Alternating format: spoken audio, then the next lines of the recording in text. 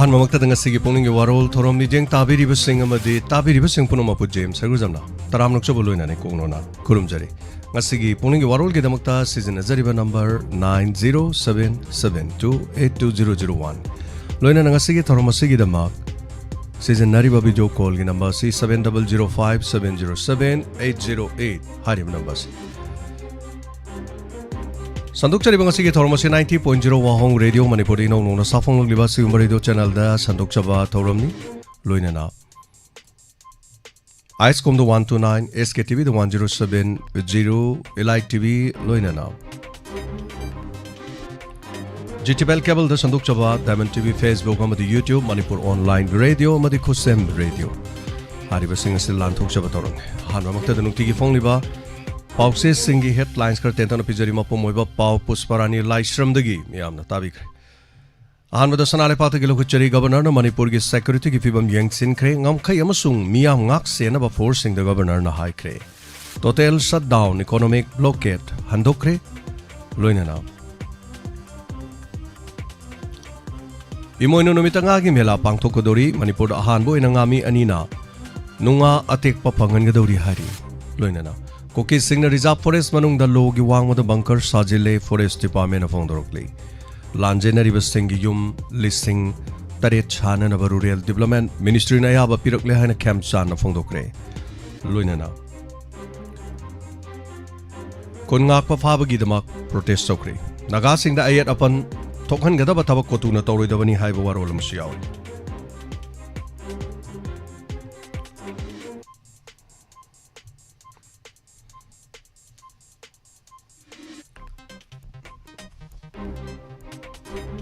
RKM Paksana ki punshi amadi mahang ni iramba singh khana ni nabagi thoram pangthokre loinana driver union na driver singh da mateng pangkre kotu gi lamjing makha da kangpo bi da satari ba total shutdown economy blockade asina mara morega sengmai da pandunu leiba truck singh driver singh da all Manipur road transport driver and motor workers union loinana driver union na chana thakna ba ising cheng hawai sadhaw na chingba polam yen thokre hai Maka tarak puda tongan-tongan ma pauk sekre degi headlines kara mok logo chagi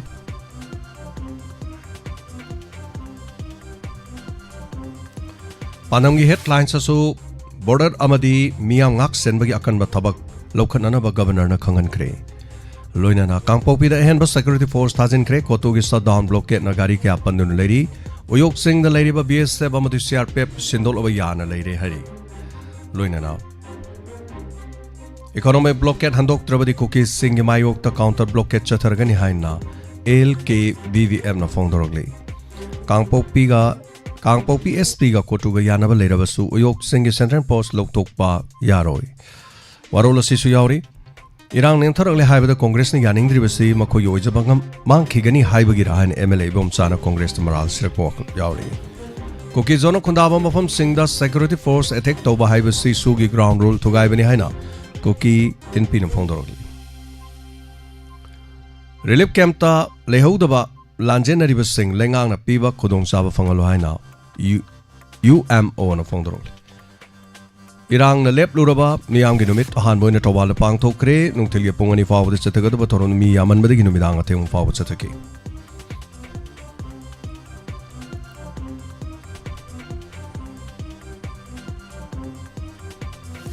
Panopongi headlines ta Manipur gi anova governor na security ki meeting pangthokre kangpopi gi rang laksin na hen ba central security force thajin kre Madam kuina lep lor matung da mi listing ke asru ga duna miyang gi me pangthokre ba pam che pauk se am de ori loina na transgender activist malem thongam police na mu fajin kre hari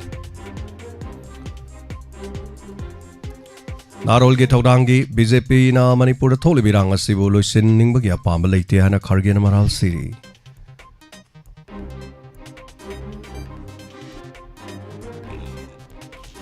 Naba mari matagyum da leiriba lanjener bising da lenga ki mateng phangal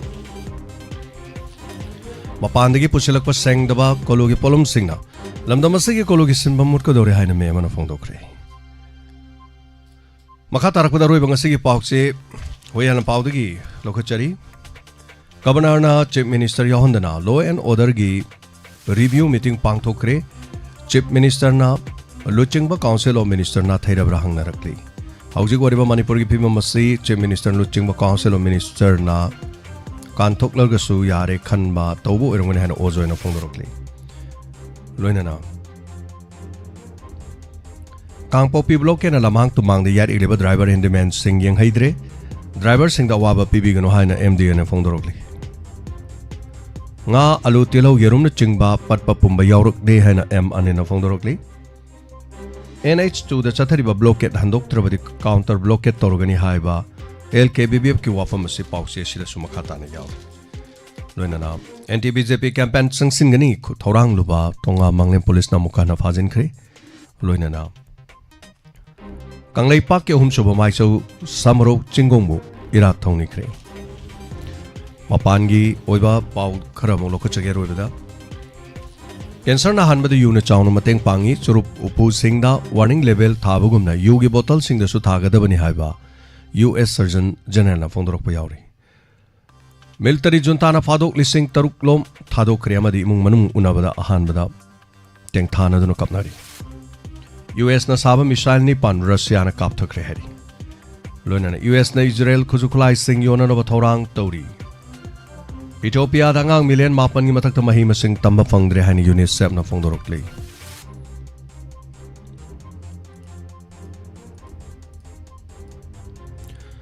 Kulai paiba sing na Pakistan et convoy de ambush tawgre DC yaw na miyoi taruk sokre malem na hanbo oina China na satellite ki khutang da operation chathakre hari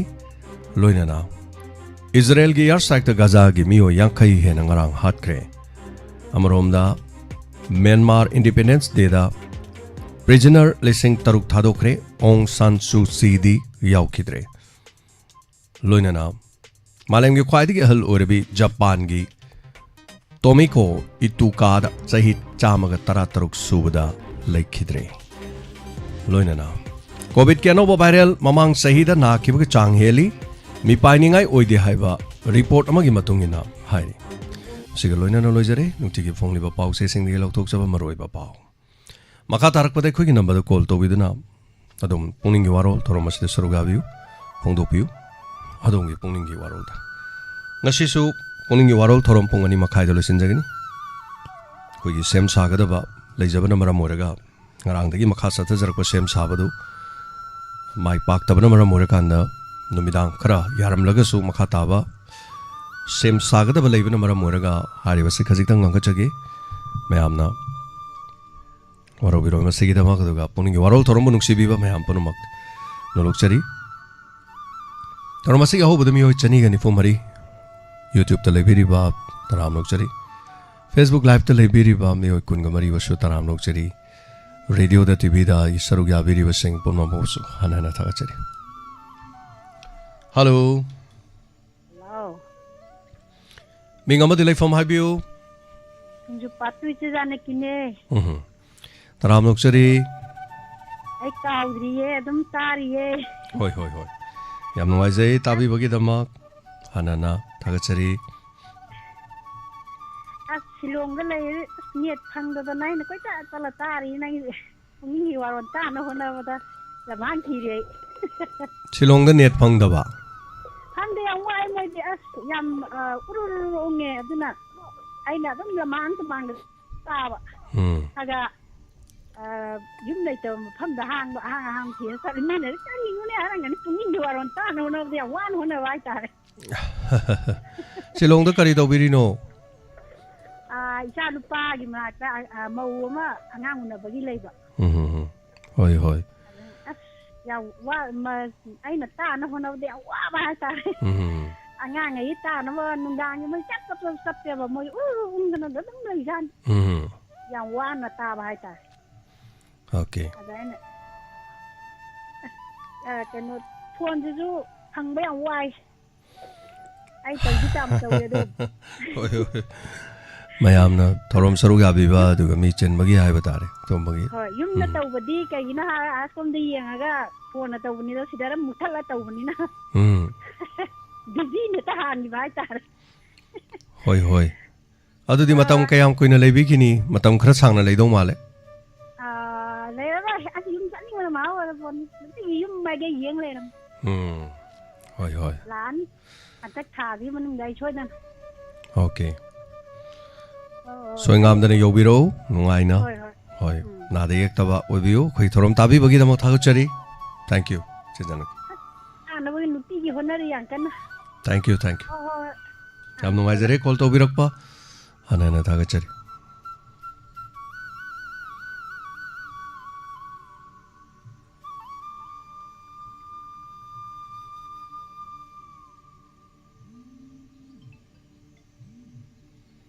Hello. Hello. Hello, Tabidra bro.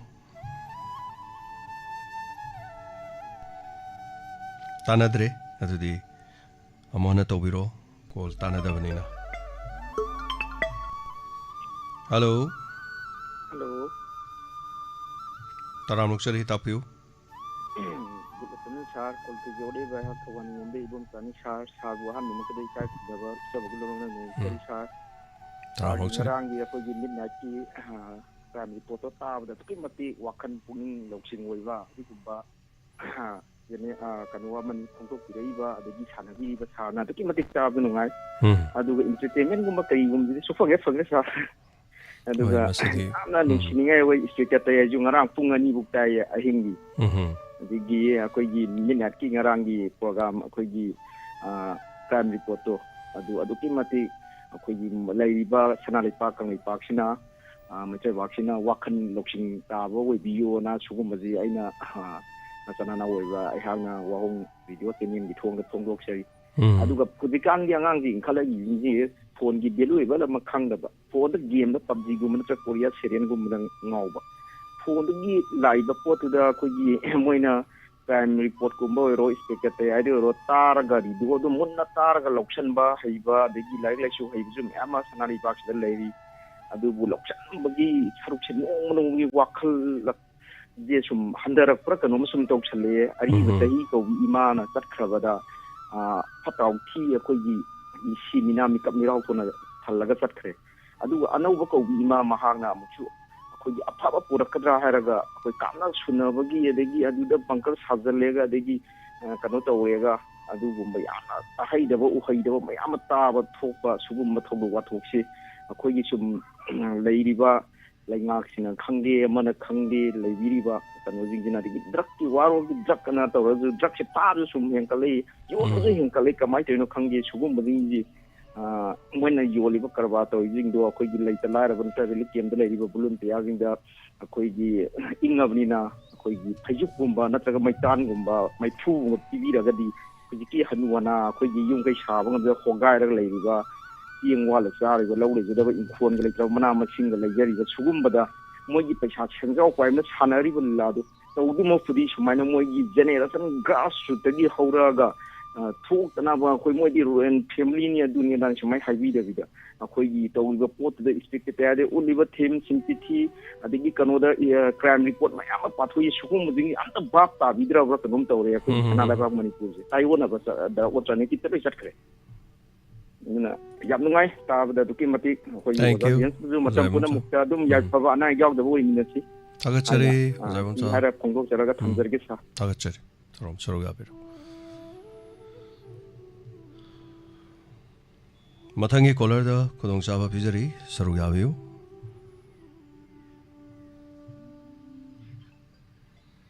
Hello. Hello. Hello Tabira bro.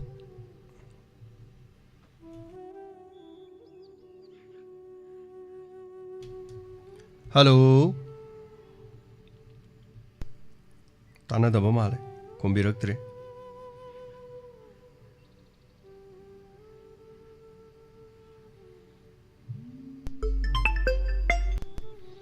Hello. Hello. Taram Nokchari. Anh Mungkai Pokti de ki Koji Sau ita. Koji Sau ji thawam puna mo yamna wai na ta jeri teng bagi ju angan bagi ju. Wagang ko di mo yam ayan ta jeri aduga. Dan man donor ji da ꯑꯩꯈꯣꯏꯒꯤ serial ꯍꯥꯏꯕ ꯑꯃ ꯍꯥꯏꯕꯁꯤꯕꯨ ꯁꯦꯔꯤꯌꯦꯜꯁꯦ ꯑꯩꯈꯣꯏꯗꯤ ꯁꯦꯔꯤꯌꯦꯜꯁꯨ ꯈꯪꯗꯦ ꯑꯗꯨ ꯀꯃꯥꯏꯅ ꯇꯧꯕꯅꯣ ꯁꯦꯔꯤꯌꯦꯜꯁꯦ ꯁꯥꯔ ꯍꯣꯏ ꯇꯥꯛꯄꯤꯔꯛꯀꯗ꯭ꯔꯥ group ꯀꯌꯥꯗ ꯌꯥꯎꯕꯤꯕꯒꯦ ꯑꯗꯨꯅꯦ ꯑꯝꯇ ꯈꯪꯗꯦꯕ WhatsApp ꯌꯥꯎꯕꯤꯕ꯭ꯔꯣ WhatsApp ꯐꯣꯟ ꯃꯆꯥꯗꯅꯤ ꯄꯥꯏꯁꯦ ꯑꯗꯨ ꯃꯧꯒꯤ ꯐꯣꯟꯗ ꯍꯦꯛ ꯀꯥꯞꯄꯅꯦꯕ ꯑꯗꯨ WhatsApp ꯌꯥꯎꯗꯕꯗꯤ ꯁꯦꯔꯤꯌꯦꯜ ꯂꯩꯔꯣꯏ ꯀꯩꯁꯨ ꯀꯥꯏꯗꯦ ꯁꯦꯔꯤꯌꯦꯜ ꯈꯪꯗ꯭ꯔꯁꯨ ꯌꯥꯏ ꯑꯣ ꯃꯥꯒꯤꯗꯤ WhatsAppꯄꯨꯗꯤ ꯌꯥꯎꯕ ꯀꯥꯞꯈꯤꯗꯨꯕꯨꯗꯤ ꯍꯣꯏ ꯏꯁꯥꯒꯤ ꯌꯥꯎꯗ꯭ꯔꯒꯗꯤ ꯀꯩꯁꯨ ꯀꯥꯏꯗꯦ ꯁꯦꯔꯤꯌꯦꯜ ꯅꯝꯕꯔ ꯁꯦꯔꯤꯌꯦꯜ ꯈꯪꯗ꯭ꯔꯒꯗꯤ ꯂꯤꯁ ꯒ꯭ꯔꯨꯞꯇ ꯌꯥꯎꯕꯅꯤ ꯃꯤꯡ ꯄꯥꯟꯁꯟꯕ ꯒ꯭ꯔꯨꯞ ꯂꯤꯁ ꯒ꯭ꯔꯨꯞꯇ ꯌꯥꯎꯏꯅ ꯑꯗꯨꯃꯥꯏꯅ ꯍꯥꯏꯕꯤꯒꯗꯧ ꯑꯗꯨꯅꯤ ꯃꯔꯝꯗꯤ ꯈꯪꯗꯕ ꯍꯣꯏ ꯍꯣꯏ ꯁꯥꯔ ꯑꯩꯈꯣꯏ ꯌꯥꯝ ꯅꯨꯡꯉꯥꯏꯅ ꯇꯥꯖꯔꯤ ꯊꯦꯡꯛ ꯌꯨ ꯊꯝꯖꯔꯒꯦ ꯌꯥꯝ ꯅꯨꯡꯉꯥꯏꯖꯔꯦ ꯁꯔꯨꯛ ꯌꯥꯕꯤꯔꯛꯄ ꯑꯦꯛꯇꯤꯚ ꯑꯣꯏꯕꯤꯌꯨ ꯗꯥꯏꯃꯟ ꯗꯣꯅꯔꯁꯀꯤ ꯑꯦꯛꯇꯤꯚ ꯑꯣꯏꯅꯅꯕꯒꯤ ꯍꯥꯏꯇꯥꯔꯦ ꯑꯩꯈꯣꯏꯅ ꯈꯣꯡꯖꯪ ꯑꯃ ꯆꯪꯁꯤꯜꯂꯤ ꯃꯌꯥꯝ ꯄꯨꯝꯅꯃꯛꯅ ꯑꯦꯛꯇꯤꯚ ꯑꯣꯏꯕꯤꯌꯨ ꯊꯥꯒꯠꯆꯔꯤ ꯄꯩꯁꯥ ꯊꯤꯕ ꯉꯝꯗ꯭ꯔꯁꯨ ꯃꯌꯥꯝ ꯄꯨꯊꯣꯛꯎꯔꯁꯨ ꯑꯗꯨꯝ ꯂꯨꯄꯥ ꯆꯥꯝꯃꯗꯪ ꯁꯪꯕ ꯉꯝꯕ ꯀꯥꯟꯗ ꯑꯉꯝꯕ ꯃꯇꯝꯗ ꯊꯤꯕꯤꯌꯨ ꯍꯜꯂꯣ ꯍꯜꯂꯣ ꯇꯥꯕꯤꯔꯕ꯭ꯔꯣ ꯍꯜꯂꯣ ꯇꯥꯖꯔꯦ ꯁꯥꯔ ꯐꯣꯟꯁꯦ ꯄꯥꯏꯔꯒ ꯑꯗꯨꯝ ꯇꯥꯟꯅꯗꯕꯀꯣ ꯂꯥꯏꯟꯁꯤ ꯌꯥꯗꯕ ꯃꯤꯡꯒ ꯂꯩꯐꯝꯒ ꯑꯝꯇ ꯍꯥꯏꯕꯤꯌꯨ ꯁꯥꯔ ꯑꯩ ꯐꯣꯟ ꯇꯧꯖꯔꯤꯕ ꯑꯩ ꯈꯥꯡꯉꯕꯣꯛ ꯄꯥꯠꯁꯤ ꯃꯈꯥ ꯂꯩꯀꯥꯏꯗꯒꯤ ꯁꯥꯏꯈꯣꯝ ꯀꯦꯟꯗ꯭ꯔꯅꯤ ꯁꯥꯔ ꯇꯥꯛꯄꯤꯌꯨ ꯑꯣꯖꯥ ꯀꯔꯤ ꯋꯥꯐꯝ ꯍꯥꯏꯕꯤꯅꯤ ꯁꯥꯔ ꯁꯨꯝ ꯍꯧꯖꯤꯛ ꯑꯩꯈꯣꯏꯒꯤ ꯑꯅꯧꯕ ꯆꯍꯤꯅ ꯆꯪꯁꯤꯜꯂꯛꯄꯒ ꯏꯔꯣꯏꯅꯅ ꯁꯨꯝ ꯑꯩꯈꯣꯏꯒꯤ ꯃꯅꯤꯄꯨꯔꯗ ꯂꯩꯔꯤꯕ ꯑꯩꯈꯣꯏꯒꯤ ꯄ꯭ꯔꯥꯏꯚꯦꯠ ꯁ꯭ꯀꯨꯜꯁꯤꯡꯒꯤ ꯑꯣꯏꯕꯀꯣ ꯁꯥꯔ ꯇꯥꯛꯄꯤꯌꯨ ꯑꯩꯒꯤ ꯁ꯭ꯀꯨꯜꯒꯤ ꯑꯩꯈꯣꯏꯒꯤ ꯂꯩꯔꯤꯕ ꯐꯦꯁꯤꯂꯤꯇꯤꯁꯤꯡ ꯃꯇꯥꯡ ꯑꯉꯥꯡꯁꯤꯡꯗ ꯑꯩꯈꯣꯏꯒꯤ ꯀꯥꯟꯅꯕ ꯄꯤꯕ ꯌꯥꯕ ꯄꯥꯎꯖꯦꯜ ꯀꯌꯥ ꯑꯃ ꯀꯆꯤꯟ ꯈꯨꯌꯥ ꯁꯤꯟꯕ ꯊꯨꯡꯅ ꯁꯨꯝ ꯍꯧꯖꯤꯛꯁꯤ ꯀꯟꯅ ꯄꯥꯕ꯭ꯂꯤꯁꯤꯇꯤ ꯆꯠꯊꯔꯤꯕꯀꯣ ꯁꯥꯔ ꯃꯁꯤꯗ ꯁꯥꯔ ꯑꯩꯅ ꯍꯥꯏꯖꯅꯤꯡꯉꯤꯕꯗ ꯇꯁꯦꯡꯅ ꯄ꯭ꯔꯥꯏꯚꯦꯠ ꯁ꯭ꯀꯨꯜꯁꯤꯡ ꯑꯁꯤꯅ ꯇꯁꯦꯡꯅ ꯂꯧꯕꯤꯔꯤꯕ ꯐꯤ ꯑꯁꯤ ꯇꯁꯦꯡꯅ ꯁ꯭ꯀꯨल ꯑꯃꯒ ꯑꯃꯠꯇ ꯃꯥꯟꯅꯗꯦꯕ ꯃꯥꯏ ꯂꯧꯅꯤꯡꯕꯗꯨ ꯀꯅꯥ ꯑꯃꯠꯇꯅꯁꯨ ꯃꯁꯤꯗ ꯌꯦꯡꯁꯤꯟꯕꯤꯅꯕ ꯀꯩꯅꯣ ꯇꯧꯕꯤꯅꯕ ꯃꯤꯑꯣꯏ ꯑꯃꯠꯇ ꯂꯩꯇꯦ ꯑꯗꯨꯅ ꯁꯥꯔ ꯃꯁꯤꯗ ꯑꯩꯅ ꯊꯝꯖꯅꯤꯡꯉꯤꯕꯅ ꯁꯥꯔ ꯑꯩꯈꯣꯏ ꯉꯁꯤꯗꯒꯤꯅ 5-10ꯅꯤ ꯃꯃꯥꯡꯗ ꯑꯩꯈꯣꯏꯒꯤ ꯃꯅꯤꯄꯨꯔꯒꯤ ꯁꯥꯇ꯭ꯔꯒꯤ ꯁꯪꯁꯊꯥꯟ ꯑꯩꯈꯣꯏꯒꯤ ꯗꯦꯁꯥꯝꯅ ꯌꯥꯝꯅ ꯄꯨꯛꯅꯤꯡ ꯊꯧꯒꯠꯅꯤꯡꯉꯥꯏ ꯑꯣꯏꯕ ꯌꯥꯝ ꯅꯨꯡꯉꯥꯏꯅꯤꯡꯉꯥꯏ ꯑꯣꯏꯕ ꯋꯥꯐꯝ ꯑꯃꯅ ꯑꯩꯈꯣꯏꯒꯤ ꯀ꯭ꯂꯥꯁ 10ꯒꯤ ꯄꯔꯤꯈꯥꯒꯤ ꯀꯩꯅꯣꯗ ꯑꯩꯈꯣꯏ ꯀꯣꯏꯁꯟ ꯂꯤꯛ ꯑꯣꯏꯍꯟꯕꯗ ꯃꯦꯟ ꯏꯀ꯭ꯋꯤꯁ ꯑꯣꯏꯕ ꯑꯩꯈꯣꯏ ꯃꯤꯑꯣꯏ ꯑꯃ ꯑꯩꯈꯣꯏ ꯊꯧꯕꯥꯜꯗꯒꯤ ꯑꯩꯈꯣꯏ ꯊꯥꯕꯤꯈꯤꯕꯁꯦ ꯃꯁꯤꯗꯤ ꯌꯥꯝꯅ ꯑꯩꯈꯣꯏ ꯁꯥꯇ꯭ꯔ ꯈꯨꯟꯅꯥꯏꯒꯤ ꯌꯥꯝꯅ ꯇꯨꯡꯂꯝꯆꯠꯀꯤ ꯑꯣꯏꯕꯗ ꯑꯆꯨꯝꯕ ꯑꯐꯕ ꯀꯩꯅꯣ ꯑꯃ ꯑꯣꯏꯒꯅꯤ ꯍꯥꯏꯅ ꯈꯟꯖꯩ ꯁꯥꯔ ꯑꯗꯨꯅ ꯑꯩꯅ ꯑꯃꯨꯛꯀ ꯍꯟꯅ ꯍꯥꯏꯖꯅꯤꯡꯉꯤꯕꯅ ꯁꯥꯔ ꯑꯩꯈꯣꯏꯒꯤ ꯁꯥꯝꯅ ꯑꯃꯨꯛꯇꯪꯒ ꯍꯥꯏꯔꯤꯕ ꯑꯩꯈꯣꯏ ꯄ꯭ꯔꯥꯏꯚꯦꯠ ꯁ꯭ꯀꯨꯜꯁꯤꯡꯁꯤꯗ ꯑꯩꯈꯣꯏ ꯒꯥꯏꯗ ꯇꯧꯕꯤꯔꯒ ꯑꯩꯈꯣꯏꯒꯤ ꯍꯧꯖꯤꯛ ꯑꯩꯈꯣꯏꯒꯤ ꯃꯅꯤꯄꯨꯔꯒꯤ ꯑꯁꯤ ꯌꯧꯅ ꯁꯦꯟ ꯊꯨꯝꯒꯤ ꯐꯤꯕꯝꯗ ꯑꯁꯨꯛꯀꯤ ꯃꯇꯤꯛ ꯑꯩꯈꯣꯏꯒꯤ ꯂꯥꯟꯁꯤꯅ ꯃꯔꯝ ꯑꯣꯏꯔꯒ ꯋꯥꯔꯤꯉꯩ ꯇꯟꯖꯥꯁꯤꯗ ꯃꯔꯝ ꯆꯥꯕꯁꯤꯡꯗꯨ ꯈꯛꯇꯪ ꯆꯥꯡꯗꯥ ꯑꯃ ꯌꯦꯡꯂꯒ ꯂꯧꯕꯤꯅꯕ ꯑꯩꯈꯣꯏ ꯌꯦꯡꯁꯤꯟꯕꯤꯔꯒꯗꯤ ꯍꯦꯟꯅ ꯑꯩꯈꯣꯏꯒꯤ ꯃꯅꯤꯄꯨꯔꯒꯤ ꯌꯥꯝꯅ ꯌꯥꯏꯐꯕꯗꯨ ꯑꯣꯏꯒꯅꯤ ꯍꯥꯏꯕ ꯋꯥꯐꯝꯁꯤꯇꯪ ꯁꯥꯔ ꯑꯩꯒꯤ ꯊꯝꯖꯒꯦ ꯁꯥꯔ ꯊꯥꯒꯠꯆꯔꯤ ꯑꯣꯖꯥ ꯀꯦꯟꯗ꯭ꯔ ꯃꯥꯒꯤ ꯁ꯭ꯀꯨꯜ ꯍꯥꯏꯕ ꯇꯥꯔꯦ ꯁ꯭ꯀꯨꯜꯒꯤ ꯐꯦꯁꯤꯂꯤꯇꯤ ꯑꯗꯨꯒ ꯁ꯭ꯀꯨꯜꯗ ꯄꯤꯔꯤꯕ ꯈꯨꯗꯣꯡꯆꯥꯕ ꯃꯌꯥꯝꯁꯤ ꯑꯩꯈꯣꯏꯁꯨ ꯑꯦꯗ ꯌꯥꯝ ꯇꯧꯏ ꯑꯗꯣ ꯑꯩꯈꯣꯏꯅ ꯑꯦꯗ ꯇꯧꯔꯤꯁꯦ ꯁ꯭ꯀꯨꯜꯅ ꯄꯤꯕꯤꯔꯛꯄꯗꯒꯤ ꯂꯥꯎꯔꯤꯅꯤ ꯑꯗꯣ ꯂꯩꯕꯁꯨ ꯑꯗꯨꯝ ꯌꯥꯎꯕꯖꯥꯠꯅꯤ ꯑꯗꯨꯕꯨ ꯃꯥꯒꯤ ꯁ꯭ꯀꯨꯜꯗ ꯃꯤꯡ ꯆꯟꯅꯕ ꯁꯥꯇ꯭ꯔ ꯃꯁꯤꯡ ꯌꯥꯝꯅꯕ ꯍꯣꯠꯅꯕ ꯍꯥꯏꯕ ꯇꯥꯔꯦꯀꯣ ꯌꯥꯝꯅ ꯇꯧꯏ ꯑꯣꯖꯥꯅ ꯇꯥꯛꯄꯤꯗꯣ ꯌꯥꯝ ꯆꯨꯝꯃꯤ ꯑꯆꯨꯝꯕꯅꯤ ꯑꯗꯣ ꯁꯔꯀꯥꯔꯒꯤꯗꯤ ꯅꯣꯡꯃꯇ ꯂꯥꯎꯗꯦꯀꯣ ꯁ꯭ꯀꯨꯜꯁꯦ ꯑꯗꯣ ꯁꯔꯀꯥꯔꯒꯤ ꯃꯃꯥꯡꯉꯩ ꯂꯥꯎꯕ ꯁ꯭ꯀꯨꯜ ꯑꯃꯅꯤ ꯌꯥꯎꯋꯦ ꯑꯩꯈꯣꯏꯒꯤ ꯍꯦꯗ ꯃꯥꯁꯇꯔꯒꯨꯝꯕꯅ ꯄꯩꯁꯥ ꯄꯨꯊꯣꯛꯑꯒ ꯁ꯭ꯀꯨꯜꯗ ꯃꯁꯤꯡ ꯌꯥꯝꯅꯕ ꯑꯗꯨ ꯄꯤꯔꯤ ꯌꯨꯅꯤꯐꯣर्म फ्री ꯑꯣꯏꯔꯤ ꯆꯥꯕ ꯊꯛꯄ फ्री ꯑꯣꯏꯔꯤ ꯀꯥꯏꯅ ꯑꯗꯣ ꯂꯥꯎꯕꯗꯤ ꯊꯣꯏꯅ ꯇꯥꯗꯦꯀꯣ ꯃꯌꯥꯝ ꯂꯝꯕꯤꯗ ꯂꯥꯛꯄꯁꯨ ꯊꯣꯏꯅ ꯇꯥꯗꯦꯕ ꯑꯗꯣ ꯃꯥꯏꯛꯇ ꯑꯣꯏꯔꯁꯨ ꯑꯩꯈꯣꯏꯒꯤ ꯁꯔꯀꯥꯔꯒꯤ ꯁ꯭ꯀꯨꯜꯗ ꯇꯝꯕꯤꯌꯨ ꯌꯨꯅꯤꯐॉर्म फ्री ꯑꯣꯏꯖꯔꯤ ꯑꯗꯨꯒ ꯊꯥꯒꯤ ꯐꯤ ꯂꯧꯖꯗꯦ ꯒꯥꯏꯁꯤꯀꯣ ꯑꯗꯣ ꯐ꯭री ꯂꯧꯗꯕ ꯃꯐꯝꯁꯦ ꯐ꯭रीꯅꯤ ꯍꯥꯏꯗꯤ ꯃꯌꯥꯝꯅ ꯄꯥꯝꯗꯕ꯭ꯔꯥ ꯈꯪꯗꯦꯕ ꯍꯣꯡꯕ ꯌꯥꯝꯅ ꯍꯣꯡꯕ ꯄꯣꯠꯅꯦꯅ ꯂꯧꯕꯩꯔꯗꯤ ꯈꯪꯗꯦ ꯑꯗꯨꯕꯨ ꯁꯔꯀꯥꯔꯒꯤ ꯁ꯭ꯀꯨꯜꯗꯒꯤ ꯑꯩꯈꯣꯏꯁꯨ ꯁꯔꯀꯥꯔ ꯁ꯭ꯀꯨꯜꯗꯒꯤ ꯍꯧꯔꯛꯄꯅꯤ ꯁꯔꯀꯥꯔ ꯁ꯭ꯀꯨꯜꯗꯒꯤ ꯇꯝꯃꯦ ꯑꯩꯈꯣꯏ ꯃꯇꯝꯗ ꯌꯥꯝ ꯆꯦꯛꯁꯤꯜꯂꯤ ꯌꯥꯝ ꯐꯩ ꯍꯥꯏꯇꯥꯏ ꯍꯧꯖꯤꯛ ꯐꯠꯇꯦ ꯍꯥꯏꯖꯕꯩ ꯋꯥ ꯅꯠꯇꯦꯀꯣ ꯍꯧꯖꯤꯛꯇꯤ ꯅꯥꯀꯟꯗ ꯂꯣꯏꯅ ꯌꯣꯝꯗꯅ ꯂꯩꯈ꯭ꯔꯕꯅꯤꯅ ꯁ꯭ꯀꯨꯜ ꯃꯌꯥꯝꯁꯦ ꯑꯗꯩ ꯁ꯭ꯀꯨल ꯑꯃꯗ ꯀꯔꯤꯒꯨꯝꯕ ꯄꯣꯖꯤꯁꯟ ꯂꯧꯕ ꯑꯃꯇꯪꯒ ꯌꯥꯎꯈ꯭ꯔꯗꯤ ꯁ꯭ꯀꯨꯜꯗꯨꯗꯤ ꯄꯨꯔꯥ ꯚꯤꯇꯥꯃꯤꯟꯅꯤ ꯀꯔꯤ ꯍꯥꯏꯇꯥꯔꯦ ꯃꯃꯥ ꯃꯄꯥꯁꯦ ꯂꯣꯏ ꯊꯣꯝꯖꯤꯜꯂꯦꯕ ꯀꯩꯅꯣ ꯍꯥꯏꯀꯥꯟꯗ ꯑꯁ ꯀꯃꯣꯟ ꯂꯥꯛꯑꯣ ꯃꯣꯏ ꯁ꯭ꯀꯨꯜꯁꯦ ꯄꯣꯖꯤꯁꯟ ꯂꯦꯞꯈ꯭ꯔꯦ ꯄꯣꯖꯤꯁꯟ ꯂꯦꯞꯈ꯭ꯔꯕ ꯁ꯭ꯀꯨꯜ ꯄꯨꯊꯣꯛꯈ꯭ꯔꯕꯅꯦꯅ ꯑꯁ ꯑꯗꯒꯤꯗꯤ ꯑꯃꯨꯛ ꯍꯦꯟꯅ ꯁꯥꯊꯤꯈ꯭ꯔꯦ ꯆꯨꯝꯃꯤ ꯑꯗꯨ ꯑꯣꯜ ꯃꯅꯤꯄꯨꯔꯒꯤ ꯑꯣꯏꯅ ꯄ꯭ꯔꯥꯏꯚꯦꯠ ꯁ꯭ꯀꯨꯜꯒꯤ ꯑꯦꯁꯣꯁꯤꯌꯦꯁꯟ ꯑꯃꯁꯨ ꯂꯩꯕꯅꯦ ꯁꯤ ꯇꯧꯕ ꯌꯥꯗꯦ ꯑꯍꯦꯟꯕ ꯍꯥꯞꯄ ꯌꯥꯗꯦ ꯁꯤꯒꯨꯝꯕ फ्री ꯑꯣꯏ ꯍꯥꯏꯖꯟꯕ ꯌꯥꯗे ꯑꯗꯨꯒ फ्री ꯑꯣꯏꯗꯧꯗꯨꯗꯤ ꯑꯣꯏꯒꯗꯕꯅꯤ ꯒꯥꯏꯅ ꯍꯥꯏꯕ ꯃꯣꯏ ꯕꯣꯗꯤ ꯑꯃꯒ ꯁꯦꯝꯃꯒꯗꯤ ꯌꯥꯝ ꯀꯟꯅꯗꯤ ꯇꯧꯖꯕꯅꯤ ꯑꯗꯨꯒ ꯃꯔꯛꯇꯨꯗꯒ ꯀꯥ ꯍꯦꯟꯅ ꯍꯥꯏꯖꯤꯜꯂꯛꯄ ꯈꯣꯠꯄ ꯑꯗꯨꯝ ꯌꯥꯎꯅꯕꯗꯒꯤ ꯁꯦꯝꯗꯣꯛ ꯁꯦꯝꯖꯤꯟ ꯇꯧꯅꯕꯁꯨ ꯑꯗꯨꯝ ꯌꯥꯎꯏ ꯑꯃ ꯑꯣꯏꯔꯦ ꯗꯦꯁꯥꯝꯅ ꯌꯦꯡꯁꯤꯟꯕꯤ ꯍꯥꯏꯕ ꯑꯗꯨꯒ ꯃꯔꯥꯜ ꯂꯩꯕ ꯑꯃ ꯐꯥꯈꯤꯕ yengsin bam thoi tawpam thoi satra organization na tawbirak puning thogan ngai ni hena yengsin ngai oribadi fees singsi oza singe tolo pina ba khang natana kaya mo yamna hen malaba jano haiba yengsin bina ba le de dum phajani ado moi gi su khotong sa da yam le khoina platform se pan be ta ba haiba tare no thank you so much thagachari yam ngai jare mathang gi caller da khotong sa ba pizari saru ga biyo ngasi gi pungani makhai da ngarangumna do mak chap chana loisin jagani aduga sem sabagi haiba tare signen sem sabagi yong mamai chape do koi himan sing mandana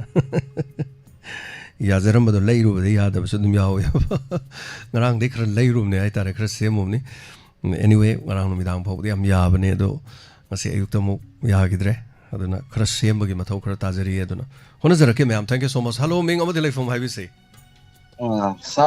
hero patu thosum lekai de no mai kem sawa chandra ni sa oja subhash chandra taram nokchari taram saru ga berapa habiu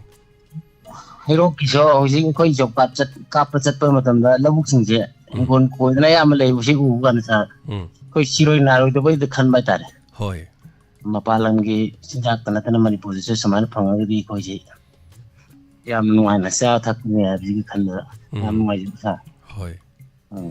leiba khara hang sing se ga pulap na apun na ko chen mina ga de ko manipuri si sa ba thak yam lem pa na ko na da si mo khan ja ba mana tham to ri bu kam bu sing de sarkar na samating habak de ga sarkar phama sing ju pung thau pi re di sa manipur si han ja ga na sa da thagachari subhash chandra chomo afam ni hang dun ready bala book sing si sanghan ba taragadi masana pothok leibe helak ko masan taban thagachai tapiro ko wafam chino loibiro bra topa kare abini bala biri sa sim ta haji ga na thank you thorom saru ga biro ko subhash chandra thagachari mathang kolar da khudong chaba mu bijari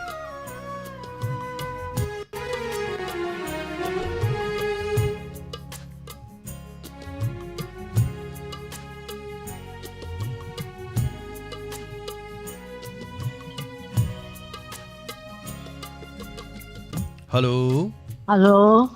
ai se lai ngo la ka sala le ki tanam tham pom la ne mataram nokchari tapio bada diamond tv gi amadi wa ho le jo ta bi ba singbu thagachari ai ha diamond tv gi do na woi ba phangja ba se yam ngai je ba phung dok chari yam ngai je lari gi mom le kai ri saru ga bi ba lari gi mom le kai khurai lari mom le kai hai tare ni ko hoi yam ngai je ado ma de wa ta wa la kai hon thum lai ba se hau ji ki pung yang yang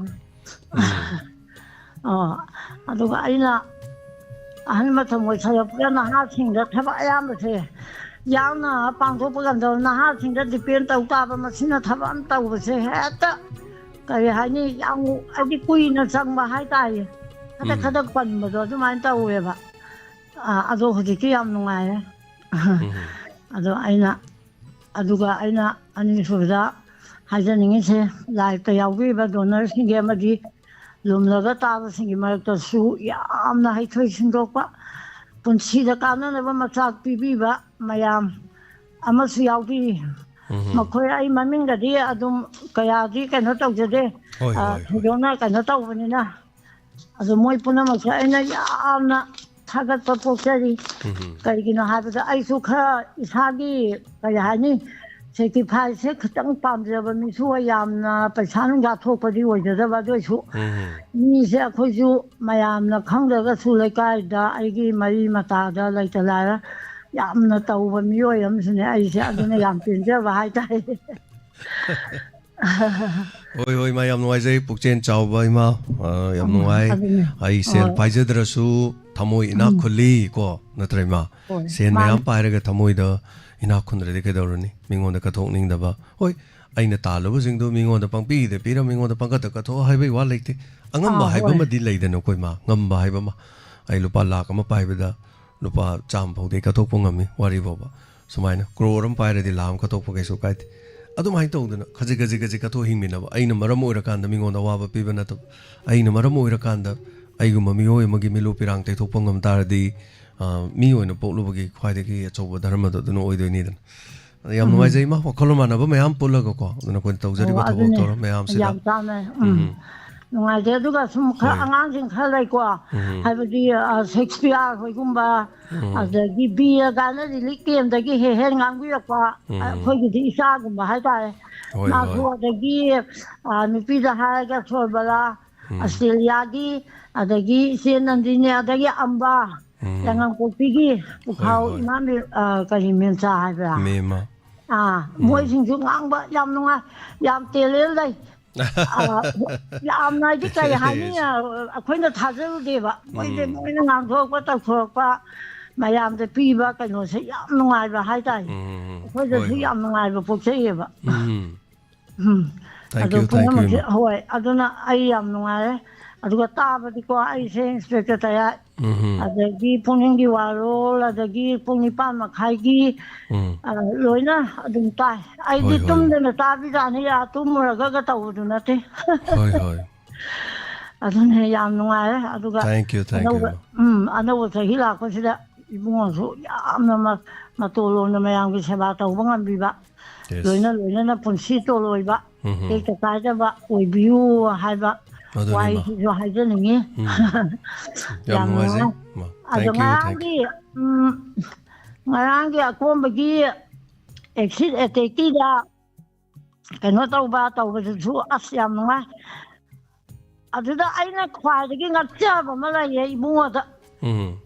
ꯀꯔꯤꯒꯨꯝꯕ ꯑꯃ ꯍꯥꯏꯕꯗꯤ ꯃꯤ ꯑꯃ ꯊꯦꯝꯅꯕꯒꯤ ꯃꯆꯥꯛꯁꯤꯡꯗ ꯁꯤꯖꯤꯟꯅꯔꯤꯕ dialogue ꯌꯥꯝꯅ ꯁꯥꯎꯔꯝꯕ ꯍꯥꯏꯗꯤ ꯍꯥꯠꯀꯦꯕ ꯈꯟꯕ ꯃꯤꯁꯤꯡꯗꯣ ꯏꯃꯥꯡꯗ ꯂꯦꯞꯄꯕꯗ ꯃꯗꯨꯅ ꯀꯃꯥꯏꯅ ꯇꯦꯊꯍꯟꯈꯤꯒꯦ ꯀꯃꯥꯏꯅ ꯃꯥꯒꯤ ꯁꯥꯎꯕꯗꯣ ꯐꯥꯖꯤꯟꯒꯦ ꯍꯥꯏꯕ ꯑꯊꯨꯝꯕ ꯂꯝꯕꯤꯗ ꯄꯨꯍꯟꯅꯕꯒꯤꯗ ꯌꯥꯎꯔꯤꯕ ꯗꯥꯏꯂꯣꯛ ꯁꯤꯖꯤꯟꯅꯔꯤꯕꯗꯣ ꯑꯁ ꯃꯗꯨ ꯐꯖꯩ ꯑꯗꯨꯒ ꯃꯃꯥ ꯃꯆꯥꯒꯤ ꯃꯔꯤꯗꯁꯨ ꯑꯐꯕ ꯃꯃా ꯃꯄꯥ ꯅꯤꯡꯕ ꯑꯉꯥꯡ ꯑꯃꯅ ꯃꯃꯥꯗ ꯃꯄꯥꯗ ꯇꯧꯔꯤꯕ ꯕꯦꯕꯥꯔ ꯉꯥꯡꯉꯤꯕ ꯈꯣꯟꯊꯣꯛ ꯑꯁ ꯃꯗꯨꯁꯨ ꯌꯥꯝ ꯄꯦꯟꯖꯩꯗ ꯊꯥꯒꯠꯆꯔꯤ ꯃꯥ ꯂꯣꯏꯕ ꯅꯥꯏꯗꯅ ꯍꯣꯠꯅꯖꯒꯦ ꯃꯥ ꯍꯣꯏ ꯃꯌꯥꯝ ꯁꯄꯣꯔꯠ ꯇꯧꯕꯤ ꯃꯥ ꯍꯣꯏ ꯄꯣꯊꯥꯅꯅꯕ ꯍꯣꯠꯅꯖꯕꯅꯤ ꯏꯃꯥ ꯀꯥꯡꯂꯨꯞ ꯃꯌꯥꯝ ꯑꯃ ꯂꯩ ꯃꯥꯂꯦꯝ ꯑꯁꯤꯗꯀꯣ ꯑꯩꯈꯣꯏꯒꯤ ꯊꯧꯔꯝ ꯇꯥꯗꯕ ꯃꯌꯥꯝꯁꯨ ꯂꯩ ꯇꯥꯗꯦ ꯍꯥꯏꯗꯨꯅ ꯑꯩꯈꯣꯏꯅ ꯃꯈꯣꯏꯗ ꯋꯥꯔꯧꯅꯤꯡꯉꯥꯏ ꯂꯩꯇꯦ ꯃꯈꯣꯏꯁꯨ ꯃꯈꯣꯏꯒꯤ ꯉꯝꯕ ꯅꯥꯀꯟ ꯑꯃꯗ ꯑꯗꯨꯝ ꯍꯣꯠꯅꯁꯅꯨ ꯑꯩꯈꯣꯏꯁꯨ ꯑꯩꯈꯣꯏꯒꯤ ꯃꯥꯟꯅꯕ ꯍꯥꯏꯇꯥꯔꯦ ꯑꯗꯨꯅ ꯃꯥꯟꯅꯕ ꯃꯌꯥꯝ ꯑꯃ ꯑꯩꯈꯣꯏꯒꯤꯒꯨꯝꯅ ꯑꯩꯈꯣꯏꯅ ꯉꯝꯖꯕ ꯑꯃꯗ ꯏꯟꯈꯠꯂ ꯂꯣꯏꯔꯦ ꯃꯣꯏ ꯈꯔ ꯑꯃꯅ ꯏꯟꯈꯠꯂ ꯂꯣꯏꯔꯦ ꯑꯐꯕ ꯌꯥꯏꯐꯕ ꯄꯨꯟꯅ ꯑꯣꯏꯃꯤꯟꯅꯁꯤ ꯏꯃꯥ ꯊꯥꯒꯠꯆꯔꯤ ꯌꯥꯝ ꯅꯨꯡꯉꯥꯏꯖꯩ ꯈꯨꯔꯥꯏ ꯂꯥꯏꯔꯤꯛ ꯌꯦꯡꯐꯝ ꯂꯩꯀꯥꯏꯗꯒꯤ ꯗꯣꯅꯔꯁꯨ ꯌꯥꯎꯕꯤꯔꯦ ꯍꯟꯅꯅ ꯊꯥꯒꯠꯆꯔꯤ ꯄꯨꯟꯅ ꯑꯩꯈꯣꯏ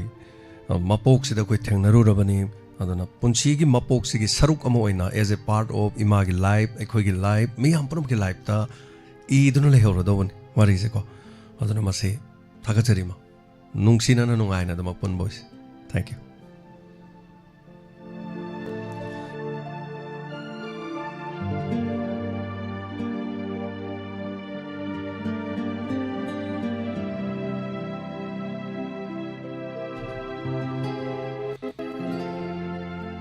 ꯄꯨꯡ 2:30ꯗ ꯆꯞ ꯆꯥꯅ ꯉꯁꯤꯁꯨ ꯂꯣꯏꯁꯤꯟꯖꯒꯦ ꯁ꯭ꯇꯨꯗꯤꯑꯣꯒꯤ ꯁꯦꯝꯒꯗꯕ ꯁꯥꯒꯗꯕ ꯑꯦꯟꯇꯦꯅꯥꯒꯤ ꯀꯔꯤꯒꯨꯝꯕ ꯑꯋꯥꯠꯄ ꯈꯔ ꯂꯩꯔꯤ ꯉꯁꯤꯁꯨ ꯁꯦꯝꯖꯒꯅꯤ ꯃꯔꯝ ꯑꯁꯤꯅ ꯍꯜꯂꯣ ꯃꯤꯡ ꯑꯃꯗꯤ ꯂꯩꯐꯝ ꯍꯥꯏꯕꯤꯌꯨ ꯍꯜꯂꯣ ꯁꯥꯔ ꯇꯔꯥꯝ ꯅꯣꯛꯆꯔꯤ ꯑꯩ ꯀꯣꯟꯊꯥ ꯈꯥꯕꯝꯗꯒꯤ ꯂꯂꯤꯇꯥꯕꯤꯅꯦ ꯁꯥꯔ ꯇꯥꯛꯄꯤꯌꯨ ꯀꯔꯤ ꯋꯥꯐꯝ ꯍꯥꯏꯕꯤꯅꯤꯡꯉꯤ ꯁꯥꯔꯒꯤ ꯅꯥꯛꯇ ꯂꯥꯛꯀꯦ ꯇꯧꯕ ꯑꯗꯣ ꯅꯨꯃꯤꯠ ꯑꯃꯇꯪ ꯁꯥꯔꯒꯤ ꯑꯁꯪꯕ ꯅꯨꯃꯤꯠ ꯑꯃꯇ ꯍꯥꯏꯕꯤꯔꯛꯑꯣꯅ ꯇꯧꯖꯔꯛꯄꯅꯤ ꯁꯥꯔ ꯀꯩꯁꯨ ꯀꯥꯏꯗꯦ ꯅꯨꯃꯤꯠ ꯂꯥꯛꯄ ꯍꯌꯦꯡꯁꯨ ꯑꯗꯨꯝ ꯌꯥꯏ ꯍꯥꯡꯆꯤꯠ ꯑꯗꯨꯝ ꯌꯥꯏ ꯑꯗꯨꯒ ꯑꯩꯈꯣꯏ ꯏꯅꯝꯃ ꯑꯃꯅꯁꯨ ꯆꯠꯁꯦꯅ ꯈꯥꯡꯉꯝꯗ꯭ꯔꯕ ꯁꯥꯔꯒꯤ ꯃꯅꯥꯛꯇ ꯍꯣꯏ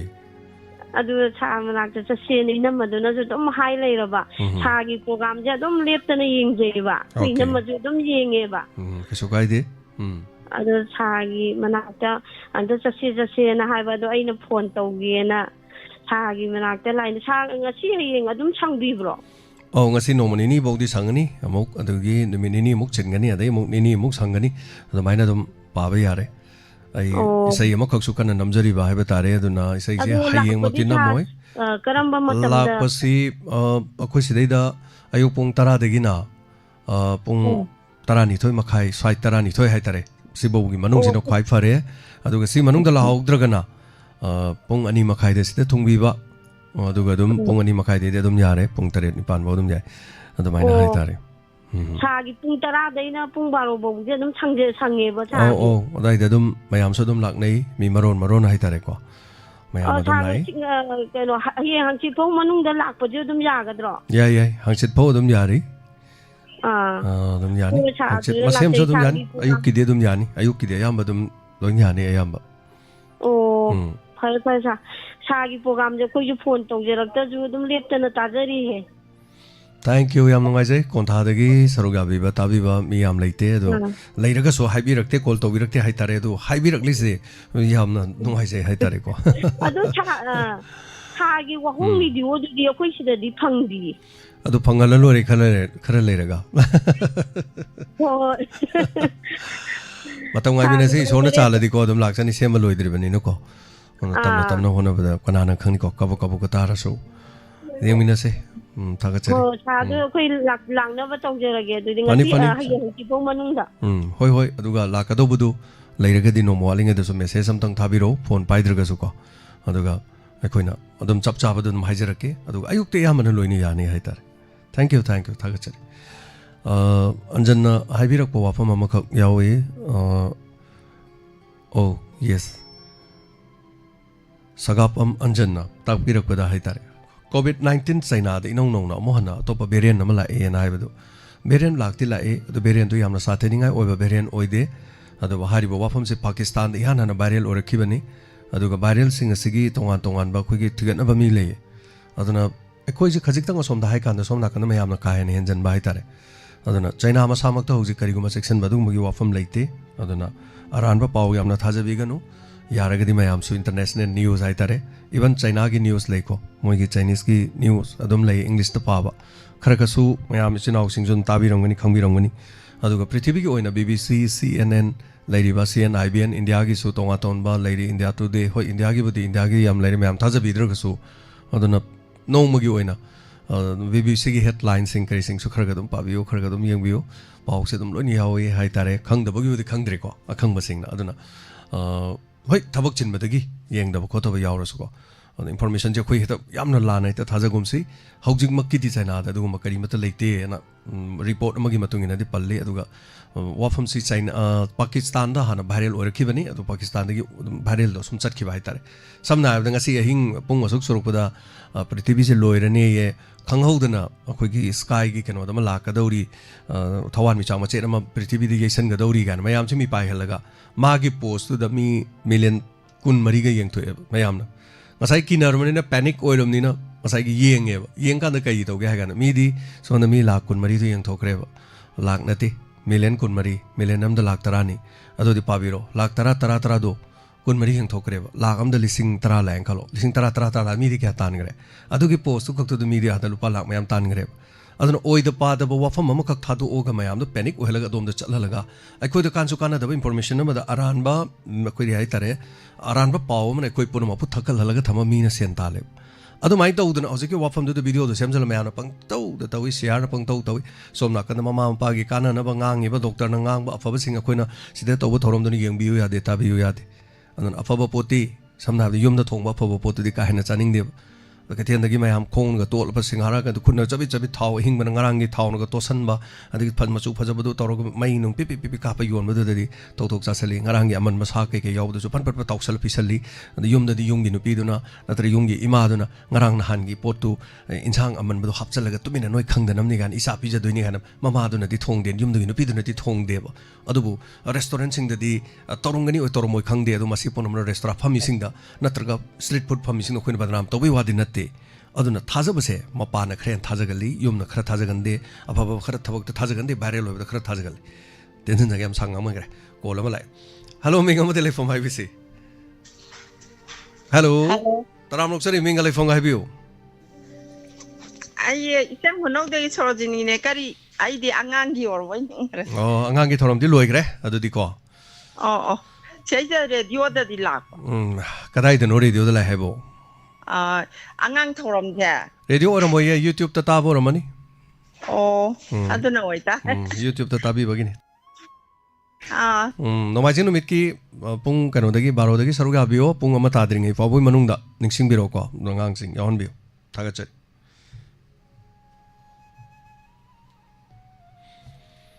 mathangi kolar da khotong cha bo pizari saruga biyo Hello. Hello, phone tawzari tamana now thangai thing takmu lekai di Gobind Kharapkami ahan bada radio da tabi besing amadi sibu pokling di waro sibu yembiri ba puna mapui kai khongnajari mafam khara thamjagi tawne ahan bada ngarang kagi pokling di waro gi tharam si da ngarang kagi D7 pasanam na kagi paisa changak kagi pau phangmabra na hangbirok pado tugi pakun pijagi ahan bada osi phagi wana D7 pasan singi je minister gi sothari basingi tengbang hariba 그기 스kim 마시기 마카다 페샤 아마 파가 하이버디 한데기 2024기 그기 노벰버 타기 페샤시 어직 2025 여러분 시파고 페샤 장학 그기 마미 여마도 저들이 하이다레 장학 프리하는 컴제게 두고 장학 때비 마람 시주까지노 하이버서 강제데 마람디 아이나수 하나 수 북링기 와르기 더러마시다 페샤시 염투남등 그기 각비나가 하이드나 아이나 하이제 기버스 레이크라바니 두나 matam kharang bina siya go phone thamjage aduga arui bada thamjaning se ngarang se kogi mase ai tang engonda phawdar pa nungai ta ka ta nungai ta ka yang kan na engonda nungai jaru da bari natte mafam duda ai gi hawrak pham mai jakiba amadi aina tharam ka ya ta jar kogi knowledge ka ta chin jago mafam ma oi bagi ni ase tabi basina ngapi na go knowledge sari so ki ba yaro so ngarang se 그기 담원나 somnakanda 그기 레비름 버치는 두기 니팔 럭스바 그기 막고 법원 토론 방송기 부르나 나우다서 여도 나랑시 아이 폭딩기 와르시 라이브는 따바 방자 하우드리 마름디 아도 따리 나다 하다라도다 아이는 누가이다 버치 그기 아이는 칼레바 마fam도다 그기 삭나라 그게스게 아무나 서비야가 방송기 기바도 금바 누가르바 토론도다 아이는 까나고 님신이 하고 마담다 아이는 삭막 우가 방자들가 서이고 굿바르가 딱비 담비가 담모시 님신 바이다르 마담도다 아는 말씀드려 담모시 렉저르마가디 누가이자가도 우니고 마디 마암시다 담모나 tumba 사도 강드나 번아자는 버둥 시디 미암나 삭함 것이네 넘어를 보시 담모기 컨트리뷰션도 야면 누가이 기여도부터 부터 밑에기 비타기도 파고 강하우데 마람디 담모 야우더기 아두기 누가이다가 그땅 탐적이 양 깐나 탐자르기 마시 마탐 ጭप다 지네 스마이 파고 이러선와이 버시 탐적에 아두가 마탐도다 담모나 레링하기 마탐다 담모기 피다도 그기 피나 판방 감자 하우드르베스 판판도가 악당 판비름በ기 미암다 컨트리뷰션 카라 미암다 사제선 카토 비름베기 마이파코도 셔풍도 피리게도 되게 하이저닝 바루이버 탐자닝시나 그기 하리버 제네나 두드 팡키버두기 피다드디기 헤나 아왕버 피다케 팡두나 미양기 아이노 미양기 마팅 방방감두나 하이디 학상다 이 머리가 마치리버 마카이 미양기 마팅 방방감버 오이비우 코파고 직드나나 얘기하거나 미양기 셰바도 방감버 오이비코 하고 펀지나 나나고 야르버 펀 탐제 땡큐 Thank you, Govind. Ngarangi paisa changdabagi matang tu su chal Bidyarani akogi blind hai batare ko mit uzadaba amana su ngonda hairakpani paisa changatri haidana su tapire Govind su tapire Govind aigi maikai dagi Diamond Radio gi yaifa pause lai ngarang adum pi gi haitare ko aiga Diamond Radio ga aigi yeknaba natte haitare aina luna chana thamjaramba aduga honajarappa mayam haitare tawjarakki mayam ado mehna do mai pak pa do moisano to dona kai so haninga lete chokot pa fa bai pa punama koisano duga ningola mana magi mamagi mapam da mano honajaramba ningoli mapam da kanajaramba mayum pala kan da manamo magi mapuroi bagi manak tamu la kan manamo kanajaba amigi mafam haitare ko mi mafam ho kan mi mangni have lete adona mafam amada mi mana thaba ma tawjaramba mafam amada na mi mana thaba tawjaramba samna harabada George Bushki family si moi mung manung je thau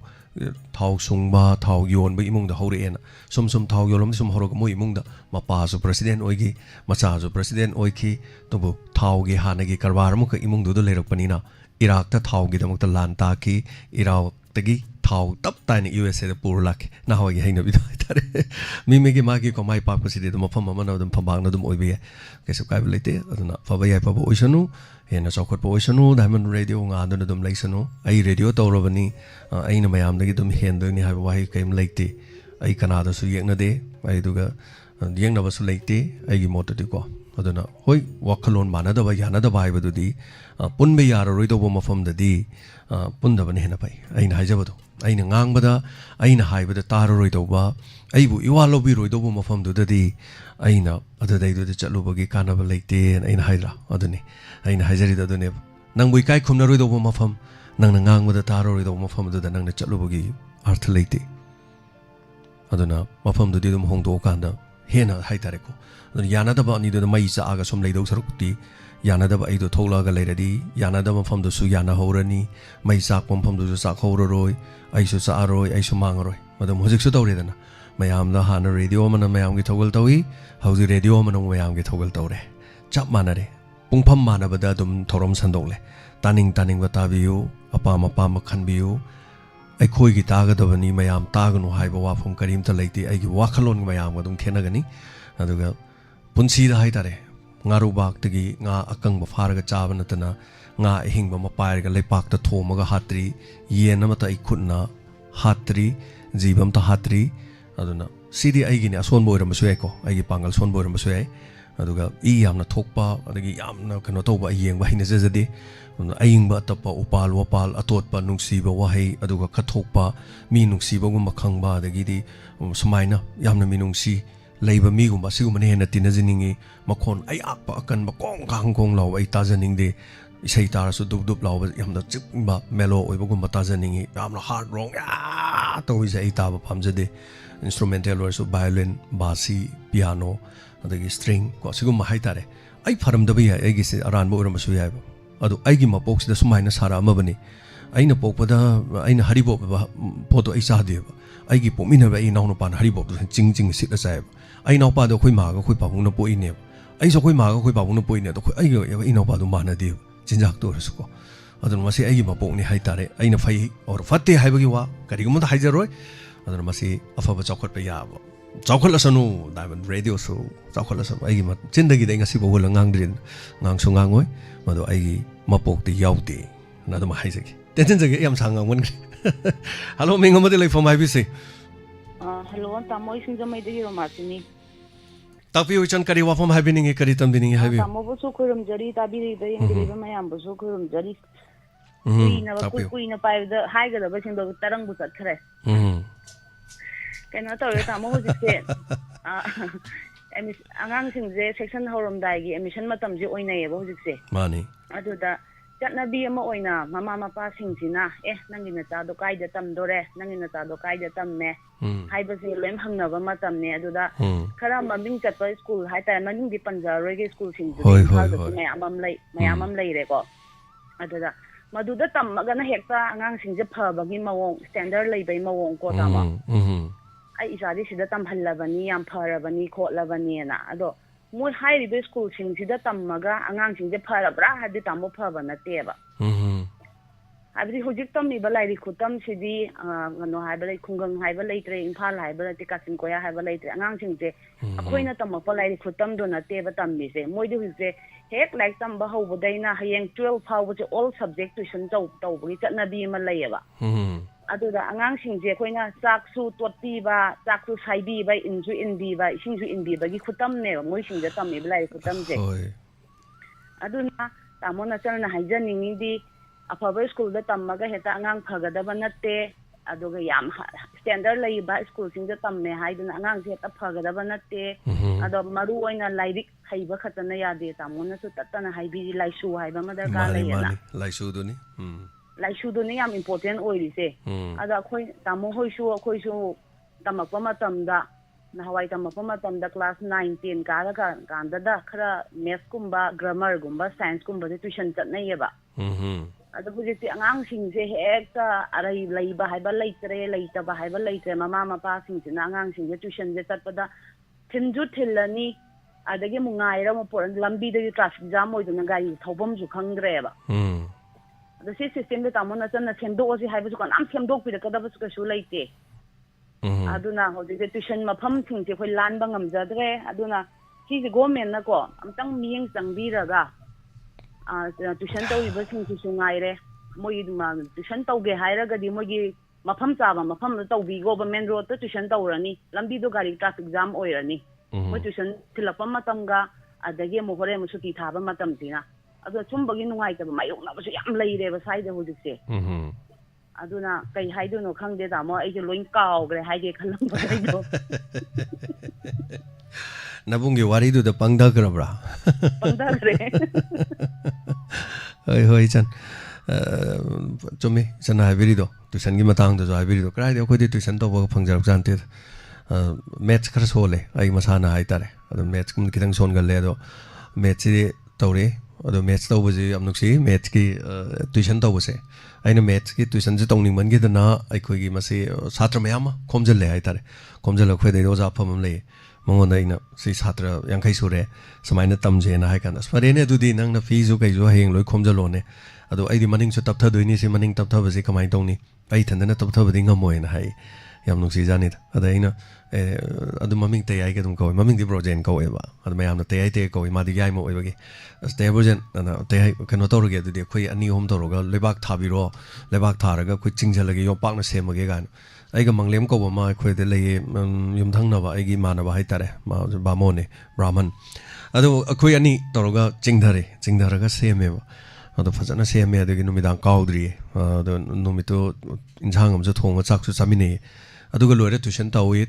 kandu da aina sajare bo wari no ko tuition tawre aina mayam do loin pur lak pui tuition do paisa khomjale oja da paisa pi aduga ne oja na egi di paisa lobi rakhidre hai tare kai no hai kan family ko background dum son man maram ora kan da paisa lobi rakhideba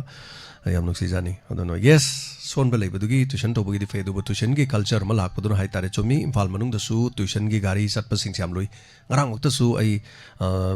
radio sem gi chat pa hai tare mafam chat pa kan du da mapa ama khangna macha no pi lesabi faraba hai tare class 10 go mo rangani lesabi fare dum lesabi class 10 je fare chawre dana mapa dun gari thori sor lambi mayai dum thole mana moi dun ai chano pi purabani tuition chali bani noi su lambi thau akhoi su thawam thok thori ne ma thawe ado mana thawbudun mi gari su haidok te tungda lak pasu ta de ma di helmet upi macha no pi di helmet upte ado mana maram or kanda mapa sok pa matam da macha no pi sokane aina thong hau da oja kitang yenga thawbi ho angang du sokani ko hairume baina ma sauni ngong gadra khangde ado gari thawdi am chumi ta piri do mathangi ko lok chage ko lomalai hello ming amade lai from habise good afternoon sir oja do ba taram lok chari phone tawjire ai sir do ba kurai jam tisum dagi sir ngaki mamangda naw govingi wahangi paukum sana yamna marik chumna tv ki bado sarbu thamoi shengna do ba kurai jam na sir thagat chari sir thank you sir sir ai ngasi gi platform chire thamjaga da basi sir pagi sir hojit si pagi ningtham da oirak koni na sir pagi ni khudi mak sir pagi hingon gum ba koina ba khot pa sir yam tongnai ba sir masi yam phaba kungkhang ne do sir masi na maram moiraga sir koina pata haudi sir pagi mai tha ba sir plastic mai tha ba adagi sir pagi plastic ki table plastic ki item sing ati akai mayam china sir mai tha ba sir khoi si leibu ngamdre sir ayuk jinji thonau hangdu pungam de sir adu bi samatak ta hai ba manam chiri sir minini humni phawba dum sir pagi dum manam chi sielaga mai khuje karaga leibani na masina yamna khoi da imung de leibu da yamna khudong sa na ba sir thohan ba adana yaraga di pagi hingon koi biri ba chi nauk sing plastic mai tha biri ba masi ai gi lekai gi wagang ta te sir tongan ba lekai da su mayam ma tokbi rang yaraga di masi da di tobi ganu koina plastic tagi sir tholok po mai khuna sa so I hel hadat oi ha bisi sir aina haijabna te ba sir sidi akang hai bithibi gi doctor expert kaya na toina halaitana law ba wafam ne ba sir masina mana atopa mi sopo da natana nungsi jarama magi manungi mi kaya amasu sir hel hadat ko heli bani dona yaraga di sum bathabak sidang de tobi ganu plastic sing du mafam sana sir plastic wara amada sir fajana pagi collection tobi raga dustbin lak ko ni khangde na taka mafam jaba jaga amda fajana thambi raga loire aduna mai thaba gi chatna bi sim tang di sa tobi ga do masina yimon kairo na balai kai da adugi mati khudong sa da thole ha ba wafam sin matanga ai thamjage aduga losinjar ko da sa aduga aina kwai dagi hena nakchaba aina iram damji da uda kwai dagi hena aki tu jing bang nakchaba makhak sarai ga si tamjar ke sa lupa lak tara pi ba kun pi ba sa gari do thori ba nupa duna mamang da sa magi nu pi du sa sana lupa phajaba phiron mayam ama shela laga tong halaga maning dana pikha bangang mayam duma sa isai thar ga chat laga hairiba gentleman duma sa tu matai ma phai ne chinga ga wa mai ku karaga sar gari thoba mayam ama ine yam toina unajei ba sa kenga jei ba sa masida aina churup thakpiri ba aina gentleman da aina hygienic badi ma bu kari gumba mata khangra jala mana thawai da chu hena lumna lojari ba magi loina di amadi magi masa masu sing adu mana sari ba food sar makoi ju moina test to honbu gum bani hai wa pam se matanga ina ngasigi platform chi da sir aina thamjage sir thank you sir thank you Sardoba Thagachari, Fazaba Wapam Sing Tambiramba, Machik Yamna Marik Chumba Wapam Habitai, Plastic my Tavagi Tabaki, Yampazopati, Hitariam, so sounding many Thagachari was a Tabi Gadori, Lamdamasi, Hitari, own Bohom, Dilia, the Wakatabi, Aro, Hide of Zuadi, Karakara, Hong Nobagi Wakalon Tambayampai. Thank you, sir. Thank you.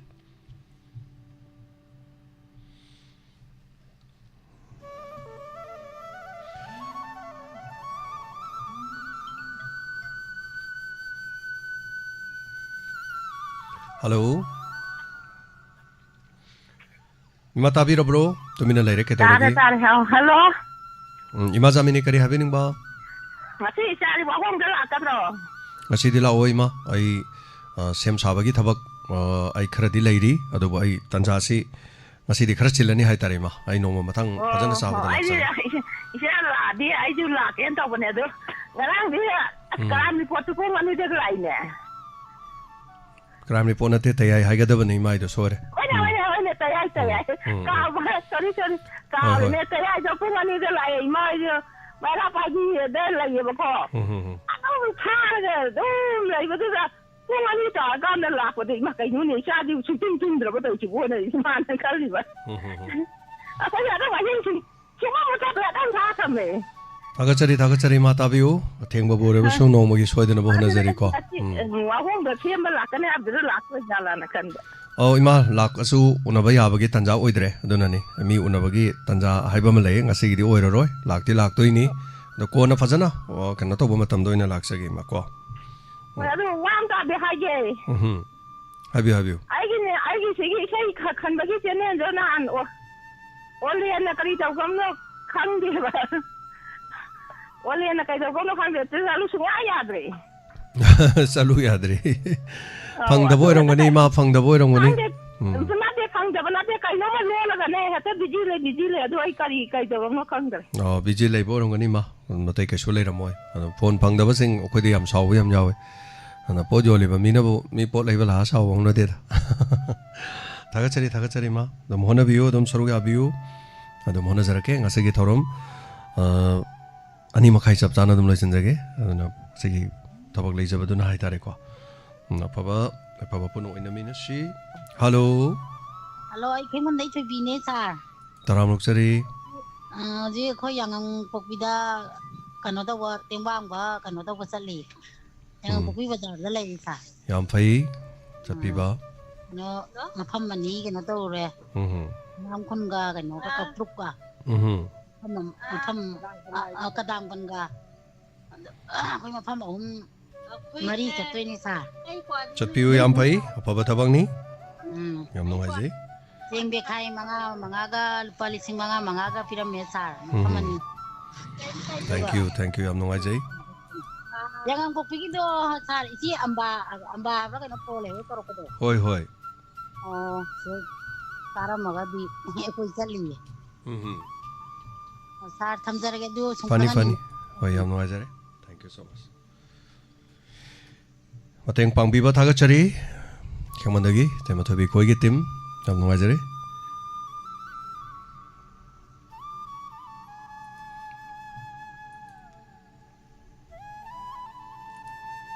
Sarugabiu torom sida minute khar lejari minute taraga taret kumbal lejari sibo hobi manungda.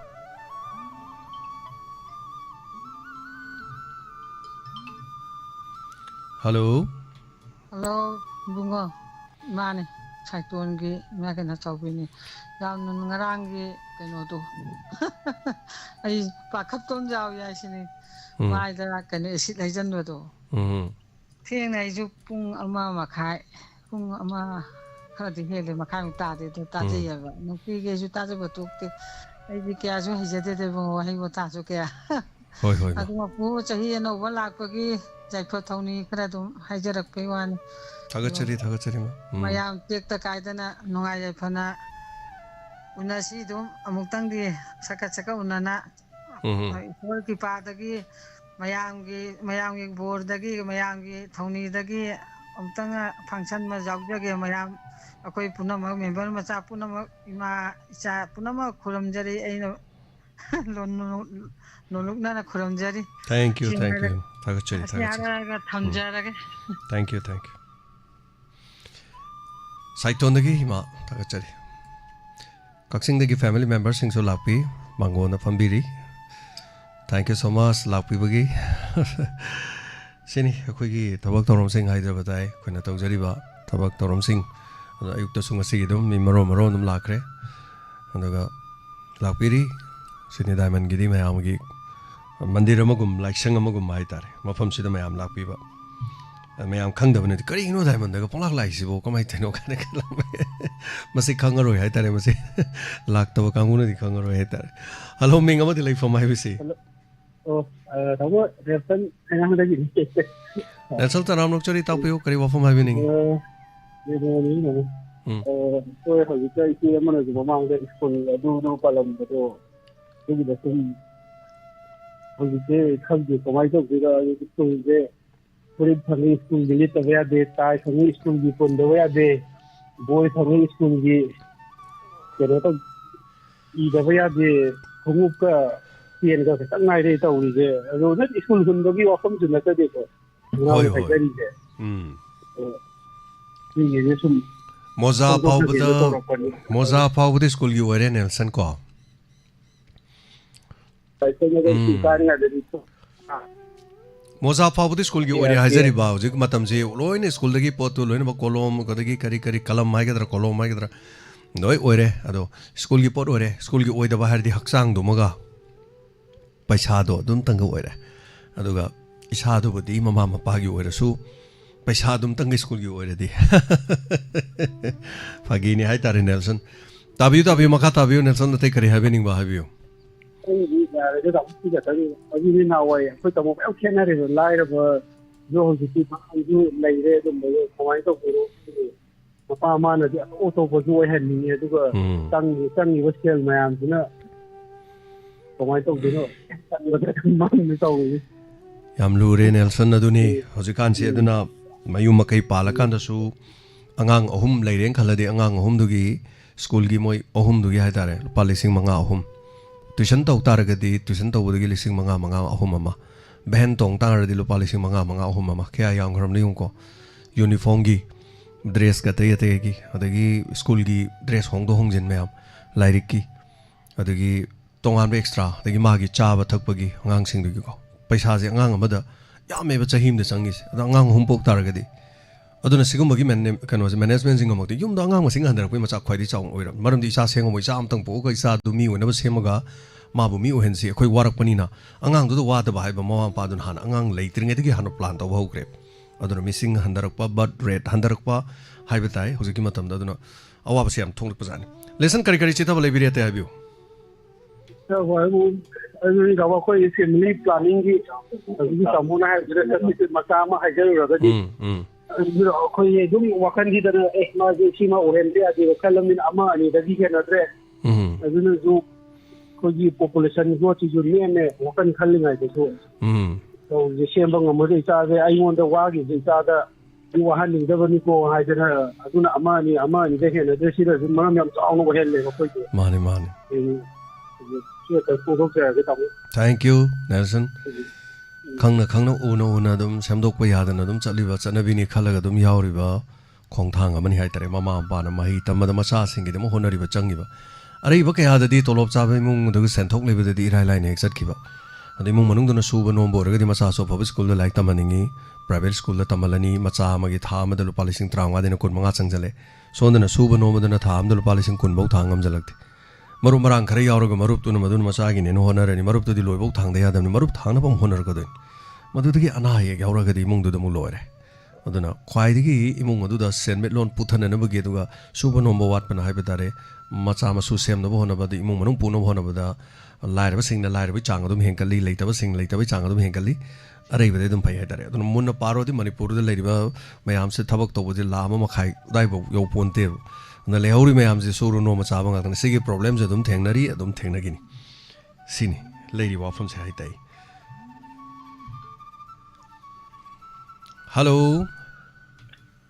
ยามบ่คนตัวสิริไปน้องสันทรีบ่ยามบ่วิจัยคุณนะจ๊ะตาบีบุปผามุสุคุณนะจ๊ะยามบ่นะเขาจะให้บีบ่ดูไปพักยี่ไว้นะให้บ่ดูยามบ่ให้บ่ดูอาเซียงบ่นี่ก็ยามบ่นี่ตรงนี้ยามบ่นี่พักยี่ไว้นะสมให้บ่ ꯑꯁꯦꯡꯕꯅꯤ ꯍꯥꯏꯇꯥꯔꯦ ꯏꯌꯥꯝꯕꯅꯕꯨꯗꯤ ꯍꯥꯏꯔꯤꯗꯨꯁꯨ ꯈꯪꯉꯤ ꯍꯥꯏꯇꯥꯔꯦ ꯏꯌꯥꯝꯕꯅ ꯍꯥꯏꯗꯤ ꯁꯝꯅ ꯍꯥꯏꯕꯗ ꯑꯁꯦꯡꯕ ꯑꯣꯏꯔꯁꯨ ꯁꯝꯅ ꯍꯥꯏꯕꯗ ꯑꯁꯤ ꯑꯁꯦꯡꯕꯁꯤ ꯉꯥꯡꯕꯁꯤꯁꯨ ꯍꯧꯖꯤꯛꯇꯤ ꯌꯥꯔꯦ ꯍꯥꯏꯇꯥꯔꯦ ꯌꯥꯝ ꯂꯨꯔꯦ ꯍꯥꯏꯇꯥꯔꯦ ꯏꯌꯥꯝꯕ ꯍꯣꯏ ꯑꯗꯨꯒ ꯍꯧꯖꯤꯛ ꯆꯨꯝꯃꯦ ꯍꯧꯖꯤꯛꯁꯦ ꯏꯌꯥꯝꯕ ꯁ꯭ꯀꯨꯜ ꯐꯥꯎꯕ ꯑꯩꯈꯣꯏꯒꯤ ꯆꯥꯕꯤ ꯊꯛꯄꯤꯁꯦ ꯑꯉꯥꯡꯁꯤꯡꯒꯤ ꯆꯥꯕꯤ ꯊꯛꯄꯁꯤ ꯁ꯭ꯀꯨꯜꯅ ꯑꯩꯈꯣꯏꯒꯤ ꯊꯥ ꯑꯃꯒꯤ ꯃꯜꯂꯤꯒꯤ ꯍꯥꯏꯕ ꯇꯥꯔꯦ ꯑꯗꯨꯃꯥꯏꯅ ꯑꯗꯨꯝ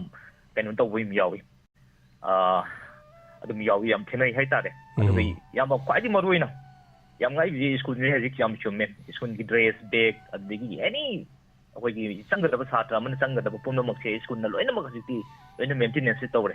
ꯃꯁꯤꯁꯨ ꯑꯗꯨꯝ ꯂꯩꯇꯕ ꯃꯤ ꯍꯥꯏꯕꯗꯗꯤ ꯍꯥꯏꯕ ꯇꯥꯔꯦ ꯏꯃꯨꯡ ꯑꯃꯗꯗꯤ ꯌꯥꯝ ꯑꯋꯥꯕ ꯑꯃꯁꯨ ꯑꯣꯏꯕ ꯍꯥꯏꯇꯥꯔꯦ ꯑꯗꯨ ꯃꯃꯥꯡꯗꯁꯨ ꯀꯌꯥ ꯑꯃ ꯇꯥꯈꯤ ꯑꯩꯈꯣꯏꯒꯤ ꯈꯔ ꯉꯥꯏꯊꯣꯛ ꯉꯥꯏꯁꯤꯟ ꯌꯥꯕ ꯄꯩꯁꯥꯗ ꯑꯋꯥꯠꯄ ꯂꯩꯕꯁꯤꯡꯁꯤꯁꯨ ꯑꯩꯈꯣꯏꯒꯤ ꯁꯝꯅ ꯍꯥꯏꯔꯕꯗ ꯍꯧꯖꯤꯛꯁꯦ ꯁꯝꯅ ꯍꯥꯏꯔꯕꯗ ꯑꯉꯥꯡ ꯑꯃꯒꯤ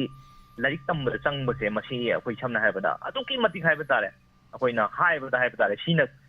ꯀꯣꯟꯅꯅꯤ ꯍꯥꯏꯕꯁꯦ ꯑꯩꯈꯣꯏ ꯍꯥꯏꯕ ꯑꯃ ꯊꯣꯛꯇ꯭ꯔꯦ ꯃꯁꯤꯗ ꯑꯉꯥꯡꯁꯤꯡꯒꯤ ꯇ꯭ꯌꯨꯁꯟꯒꯤ ꯑꯣꯏꯒꯦꯔꯥ ꯕꯦꯟꯒꯤ ꯑꯣꯏꯒꯦꯔꯥ ꯅꯠꯇ꯭ꯔꯒꯅ ꯀꯔꯤꯒꯨꯝꯕ ꯇꯣꯉꯥꯟ ꯇꯣꯉꯥꯟꯕ ꯁ꯭ꯀꯨꯜꯒꯤ ꯇꯣꯉꯥꯟ ꯇꯣꯉꯥꯟꯕ ꯁꯥꯏꯠꯇꯒꯤ ꯑꯗꯨꯝ ꯇꯣꯉꯥꯟ ꯇꯣꯉꯥꯟꯕ ꯃꯇꯨꯡ ꯏꯟꯅ ꯑꯗꯨꯝ ꯂꯥꯛꯄꯁꯤꯁꯨ ꯃꯁꯤꯁꯨ ꯑꯗꯨꯝ ꯉꯝꯅꯅꯕ ꯑꯗꯨꯝ ꯂꯩꯇꯕ ꯃꯤꯁꯨ ꯑꯗꯨꯝ ꯍꯣꯠꯅꯔꯤ ꯍꯥꯏꯇꯥꯔꯦ ꯏꯌꯥꯝꯕ ꯃꯁꯤꯒꯤ ꯈꯜꯂꯨꯔꯒꯗꯤ ꯌꯥꯝꯅꯗꯤ ꯍꯥꯏꯅꯤꯡꯗ꯭ꯔꯦ ꯁ꯭ꯀꯨꯜꯒꯤ ꯃꯇꯥꯡꯁꯤꯗꯤ ꯏꯌꯥꯝꯕ ꯑꯗꯨꯝ ꯊꯦꯡꯅꯔ ꯂꯥꯛꯄꯅꯤꯅꯀꯣ ꯑꯗꯨꯒ ꯏꯌꯥꯝꯕ ꯑꯩꯈꯣꯏꯒꯤ ꯑꯇꯣꯞꯄ ꯑꯃꯅ ꯑꯩꯈꯣꯏꯒꯤ ꯍꯧꯖꯤꯛꯀꯤ ꯏꯔꯝꯗꯝꯁꯤꯗ ꯍꯥꯏꯕ ꯇꯥꯔꯦ ꯏꯌꯥꯝꯕ ꯑꯩꯈꯣꯏ ꯏꯌꯥꯝꯕꯁꯨ ꯑꯗꯨꯝ ꯃꯇꯦꯡ ꯄꯥꯡꯉꯤꯕꯅꯤ ꯑꯗꯒꯤ ꯃꯌꯥꯝꯒꯤ ꯁꯦꯕꯥ ꯇꯧꯔꯤꯕꯅꯤ ꯏꯌꯥꯝꯕꯅ ꯄꯥꯡꯂꯤꯕ ꯃꯇꯦꯡ ꯑꯩꯈꯣꯏ ꯅꯅꯥꯎ ꯑꯩꯈꯣꯏꯅ ꯃꯇꯝ ꯂꯩꯕ ꯈꯤꯇꯁꯨ ꯑꯩꯈꯣꯏꯅꯁꯨ ꯑꯦꯄ꯭ꯔꯤꯁꯤꯌꯦꯠ ꯇꯧꯔ ꯂꯥꯛꯆꯔꯤꯕꯅꯤ ꯑꯗꯨꯕꯨ ꯍꯧꯖꯤꯛꯀꯤ ꯏꯔꯝꯗꯝꯁꯤꯗ ꯏꯌꯥꯝꯕ ꯃꯤꯌꯥꯝꯒꯤ ꯃꯇꯦꯡ ꯄꯥꯡꯂꯤꯕꯅꯤ ꯍꯥꯏꯗꯨꯅꯁꯨ ꯑꯩꯈꯣꯏꯒꯤ ꯃꯤꯌꯥꯝꯗꯒꯤ ꯑꯩꯈꯣꯏꯒꯤ ꯃꯇꯦꯡ ꯅꯤꯗꯨꯅ ꯍꯥꯏꯇꯥꯔꯦ ꯑꯩꯈꯣꯏꯒꯤ ꯐꯟ ꯈꯣꯝꯀꯠꯄ ꯍꯥꯏꯕ ꯇꯥꯔꯦ ꯃꯁꯥꯒꯤ ꯑꯣꯏꯖꯕ ꯇꯥꯟꯕ ꯀꯌꯥꯁꯨ ꯑꯗꯨꯝ ꯌꯥꯎꯗꯕꯁꯦ ꯅꯠꯇꯦ ꯍꯥꯏꯇꯥꯔꯦ ꯏꯌꯥꯝꯕ ꯑꯗꯨꯅ ꯃꯁꯤꯅ ꯑꯩꯈꯣꯏꯒꯤ ꯊꯃꯣꯏ ꯁꯦꯡꯅ ꯃꯁꯥꯒꯤ ꯄꯤꯈꯥꯎꯗꯒꯤ ꯐꯥꯎꯕ ꯑꯩꯈꯣꯏꯒꯤ ꯄꯨꯊꯣꯛꯇꯨꯅ ꯍꯥꯏꯇꯥꯔꯦ ꯃꯇꯦꯡ ꯄꯥꯡꯂꯤꯕ ꯀꯌꯥꯕꯨ ꯑꯩꯈꯣꯏꯒꯤ ꯂꯥꯟꯅ ꯎꯅꯅꯕꯒꯤ ꯃꯔꯝꯁꯨ ꯑꯣꯏꯔꯛꯄ ꯀꯌꯥ ꯑꯃꯁꯨ ꯑꯗꯨꯝ ꯑꯣꯏꯔꯛꯄꯁꯨ ꯌꯥꯎꯏ ꯏꯌꯥꯝꯕ ꯑꯗꯨꯒ ꯑꯋꯥꯕꯁꯤꯡꯒꯤ ꯃꯇꯦꯡ ꯄꯥꯡꯅꯤꯡꯗꯕ ꯑꯩꯈꯣꯏ ꯊꯃꯣꯏ ꯁꯦꯡꯗꯕꯁꯤꯡꯗꯤ ꯑꯩꯈꯣꯏ ꯇꯁꯦꯡꯅ ꯍꯥꯏꯖꯔꯕꯗ ꯃꯄꯥꯟ ꯊꯣꯛꯇꯅ ꯌꯦꯡꯗꯨꯅ ꯂꯩꯕꯤꯌꯨ ꯍꯥꯏꯕꯁꯤꯁꯨ ꯍꯥꯏꯖꯒꯦ ꯑꯗꯨꯒ ꯑꯣꯏꯔꯣꯏꯗꯕ ꯑꯩꯈꯣꯏ ꯃꯪꯂꯥꯟꯗ ꯍꯥꯏꯕ ꯇꯥꯔꯦ ꯃꯤꯌꯥꯝꯕꯨ ꯅꯝꯊꯥꯛ ꯇꯧꯗꯨꯅ ꯑꯩꯈꯣꯏꯒꯤ ꯑꯣꯏꯖꯕ ꯇꯥꯜꯂꯤꯕꯁꯤꯡꯅ ꯁꯃꯥꯖ ꯑꯁꯤꯕꯨ ꯑꯔꯥꯟꯕ ꯃꯥꯏꯀꯩꯗ ꯄꯨꯅꯅꯕꯁꯨ ꯍꯣꯠꯅꯕꯤꯒꯅꯨ ꯍꯥꯏꯕꯁꯤꯁꯨ ꯑꯩ ꯑꯥꯄꯤꯜ ꯇꯧꯖꯒꯦ ꯑꯗꯨꯒ ꯃꯇꯦꯡ ꯄꯥꯡꯕ ꯍꯥꯏꯕꯁꯦ ꯏꯌꯥꯝꯕ ꯑꯩꯒꯤ ꯋꯥꯈꯜꯂꯣꯟꯗꯗꯤ ꯏꯁꯥꯒꯤ ꯑꯣꯏꯖꯕ ꯊꯥꯗꯣꯛꯇꯨꯅ ꯑꯇꯣꯞꯄꯒꯤ ꯑꯋꯥꯕ ꯑꯗꯣ ꯑꯩꯈꯣꯏ ꯀꯣꯛꯍꯟꯅꯕ ꯀꯔꯤꯒꯨꯝꯕ ꯈꯔ ꯇꯧꯕꯤꯕ ꯑꯗꯨꯕꯨꯅꯤ ꯍꯥꯏꯅꯁꯨ ꯑꯩ ꯅꯅꯥꯎꯅ ꯈꯟꯖꯩ ꯑꯗꯨꯒ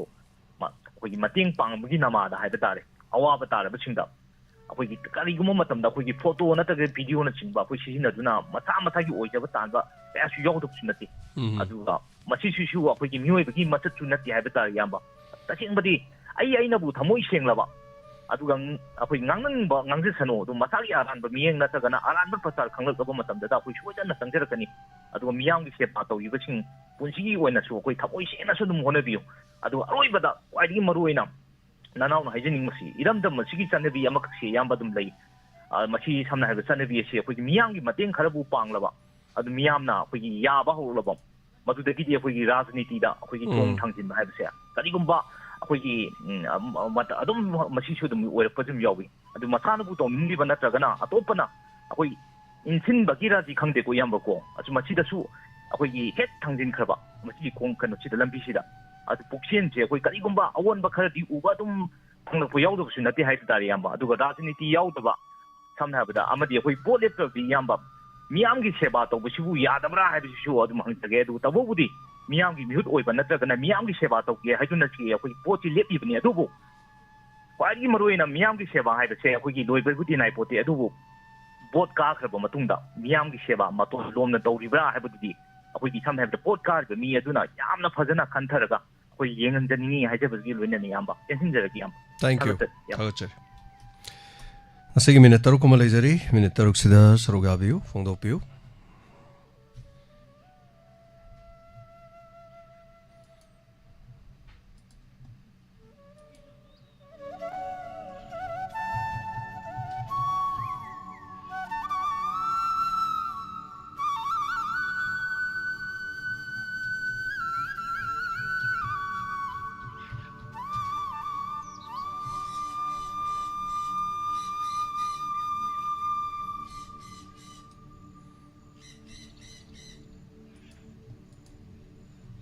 ꯀꯣꯜ ꯇꯧꯕꯤꯌꯨ ꯂꯣꯏꯁꯤꯜꯂꯛꯄꯗ ꯉꯁꯤꯒꯤ ꯊꯧꯔꯝ ꯑꯁꯤꯗ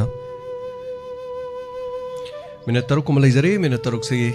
ꯈꯨꯗꯣꯡꯆꯥꯕ ꯄꯤꯖꯔꯤ ꯃꯈꯥ ꯉꯁꯤꯒꯤꯗꯤ ꯄꯨꯡ 2:30ꯗ ꯆꯞ ꯆꯥꯅ ꯂꯣꯏꯁꯤꯟꯖꯒꯦ ꯃꯈꯥ ꯇꯥꯅ ꯁꯦꯝ ꯁꯥꯒꯗꯕꯅ ꯃꯔꯝ ꯑꯣꯏꯖꯔꯒ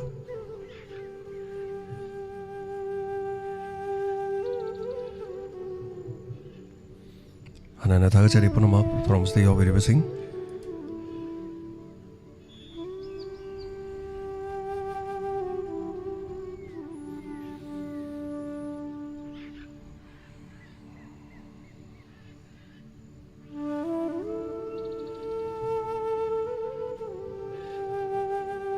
Call ama lakpirami call si tatkhre amok kung chabalo you only 5 minutes later call laktraga na thorom losin jagi sige hello now call to biramba call fangame aduga mutkhre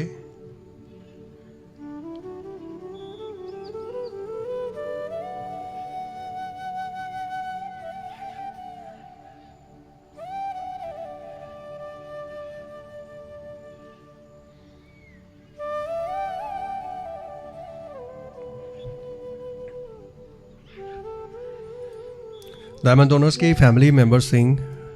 कोई डोनर्स के हाई बता रहे donors के family members Singh कोई ना update हो जब Singh high बता रहे लेजरी फैमिली सिंह अमगी मनुंग अपडेट हो रिबा एक्टिव हो रिबा सिंह की कोई फोटो न चिंगबा कोई थागचर के फोटो न चिंगबा दो सेम सारागा हाई बता रहे थागचर के दुगा मयामना एक्टिव होइबा होइदबा सिंह दो सो दम यंगबियो दुगा हानगी लेबा मेंबर सिंह कशु निंगन बिगनु अंगमा मतमदा दम जॉइन तौबियो कशु कायबा लेते तबुदि मी मसिंग यामनी ने एक्टिव ओइबा ओइदबा से खरा येंगदबा यादबा हाइबा तारे मसिगी चना कांगलोन खरसु लेबनिना अदना अदोमदोंगी फोटो अदोमदोमना पांगकपा सेनफम हाइतारे थागी सेनखाई नोमद मी कुन की चांगदा लाउथोकसगे अदगा पनोमा फबा याइफबा ओइननबगी हाइबा तारे होनमिनो से डायमंड डोनर्स की फंक्शन जु नक्सलाबनिना हेलो हेलो कॉल पाइका चबनी कॉल से पपतले अदो तानाद्रे हाइबा तारे double 8 loiba number daga nanau nam call ma tobire adu su call su paikhat pagatalle aro bibe ade kudong sada basigi damak sahil nanau haibor mal hello sir mingal phone haibiu hawan wajin deji igom cha thagachari ojabom cha kari wafam haibiningi igom cha oza kari wafam haibiningi matam loiselak paga loina na takpi oza ha James. Tapiu. Now hijacking the day. This party was Sarkar Sina. Sarkar, you are the young Bayati was an now can Zabimsa. Sarkar couldn't be one at it. Hazari in the Upalopal Coxella for the G Manamasin Coxella for the G Lega Pinata Coxella Coxella the Inga Saji Kaloga do Dana. Lauri Kong Tari Potobo Canani in Solibage. Kong do Canal and Soliba Canal in Shincha Gilibage. Haram may have a Katani. How never the outdre. Habuk to give Marata of what I have to be Habuk with the Haga way to Makini Makukamana Diava. Tagachari was Wabam Sarkar, Mani Lena was it to us, a question the Kanava Sunga had radio even in a call. Tagachari was Abamsa, thank you so much. Must say all in there, you don't know for day, the Notovia, the radio sing the Dum Wamtang, we are having instruction lay, Duna. Warubia was a thank you so much. Masiki Matam Suluzere, Hanana Tagachari, Matang Pamir Pamanitanga, Toxaga, Kaxing the family, Lapiba. Tagachari, thank you so much. Hanana, Koimapom still Lapiba to get the mark. अदुगा Matang पांगबिरक पद कका गोपाल कक्सिंग दगी अलुपा लिसिंग मचनी चही मगे donors फी जो पिथोक पिरे अमनो वाइजरे थागचरी मसेगी मखा तारक पद अलुपा चहुम ममा हाइबे तारे डायमंड टीवी दा मतंग पांगबिबनी थैंक यू सो मच अवाना गी दमक अदुगा हनन थागचरी गोलाघाटगी डेजी लुपा चमापन हाइबे तारे डोनर गी सेनफम लोइनना अखोगी कक्सिंग खनोगी सही अमा खोइना चरोइने तेतुगी हाइबे तारे लुपा चनी मतंग पांगबिरक पा अदुगा Diamond TV की आवाना गया थे कि पुण्य पांग बिरक पाए बतारे थागचरी अतई अतई मतंग पांग बिखी बदा अइने लाउथोक चदब यावरगसु टेक तो बिरक पा काउबिगनु मरमदि अखोय मियोइबनी करिगुम मतमदा दुम काउब चिथब दुम यावी मसिदे इरगलिब सिंग अखोयना मो अखोयगी स्टाफ सिंग दमु पिगदोरिनी अदुगा अखोयगी मी मापन लेबदुदा डोनर्स की दमु थागचगदोरिबनी करिगुम मतमदा दुम सोइबे यावी अदना सोइबे यावरक मतमदा यावी यावरकति हाइबन चिंगबा अखोयदा ताकबिरकबदा अखोय करिगुम मत वारौक जरोय अदुगा हेना फबो ओइना नबगी दमो खोनमिनसी सेल की थबक हाइबसे यामलुई पोमिनबा मचेम ननाव पाव समल खानारिनि खोदि पोमिनबा सुनते अदना खोइबु थाजबिबा हाइबसेनि ngasi akhoi ni hingnari base dinari ba mari leinari ba pomna ma haiba tare pomina ba natra so khoi kari ge loinari no thajaba gi ne thajaba na bu leiradi pomna maksi loine yar thajaba na mang khra bada tina ba haiba leiti machin mana haiba leiti mama haiba leiti mapa haiba leiti pomna makse taibang ngasi da thajana ba haiba seni aduna thagachari ꯑꯩꯈꯣꯏ ꯑꯃꯅ ꯑꯃꯕꯨ ꯏꯀꯥꯏ ꯈꯨꯝꯅꯕ ꯑꯃꯅ ꯑꯃꯕꯨ ꯅꯨꯡꯁꯤ ꯆꯥꯟꯅꯅ ꯂꯩꯃꯤꯟꯅꯅꯕꯒꯤꯗꯃꯛ ꯃꯇꯝ ꯄꯨꯝꯅꯃꯛꯇ ꯍꯣꯠꯅꯃꯤꯟꯅꯁꯤ ꯏꯔꯩꯄꯥꯛꯀꯤꯗꯃꯛꯇ ꯂꯦꯞꯃꯤꯟꯅꯁꯤ ꯃꯥ ꯂꯩꯕꯥꯛꯀꯤꯗꯃꯛꯇ ꯍꯣꯠꯅꯃꯤꯟꯅꯁꯤ ꯏꯔꯩꯄꯥꯛꯀꯤꯗꯃꯛꯇ ꯍꯤꯡꯃꯤꯟꯅꯁꯤ ꯃꯁꯤꯒꯤꯗꯃꯛꯇꯗꯤ ꯃꯇꯥꯡ ꯑꯁꯤꯗ ꯊꯧꯔꯝ ꯑꯁꯤ ꯂꯣꯏꯁꯤꯟꯖꯕꯒꯤ ꯑꯌꯥꯕꯗꯨ ꯃꯤꯌꯥꯝ ꯄꯨꯝꯅꯃꯛꯇꯒꯤ ꯂꯧꯖꯔꯤ ꯄꯨꯝꯅꯃꯛꯄꯨ James ꯁꯔꯋꯖꯝꯅ ꯈꯨꯔꯨꯝꯖꯔꯤ take care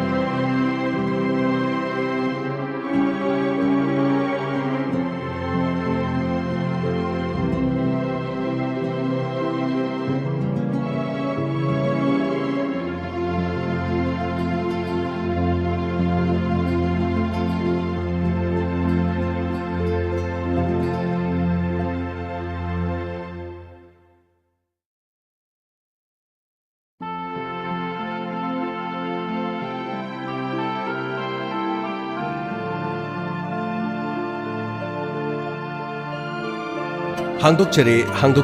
Ningthem Eye Care and Optical Computerized Eye Testing Mafamna Arongthong Opposite Oil Pump near District Hospital Thobal Ningthem Eye Care and Optical asi Saisakpi Chanchangi Thongangi Hekmachinda Hangduna Leijari Mafam asida tonga kudong chaba kaya marum pijari Mafam asida free eye check-up tawbagi amadi frame amadi lens ta 30% ta kudong chaba pijari Adona season hariba frame adu kariguma tha taruk phawgi manungda dekhrabadi Mafam asida free da sinjagani Ningthem Eye Care and Optical Hariba asigi tonga ba kudong chaba singdi pediatric eye care contact lens service comprehensive eye exam loinana tonga ba treatment sing tawjariba sing adudi eye allergies eye infection eye inflammation eye injuries loinana dry eye hariba sing asi mafam asida layengmagi kudong chaba phongbigani loinana mafam asida tonga ba hausagi matamda seasonariba frame amadi lens kamarum phongbigani Akupa marol gida makol tobiu 8787-344-541 Amukahana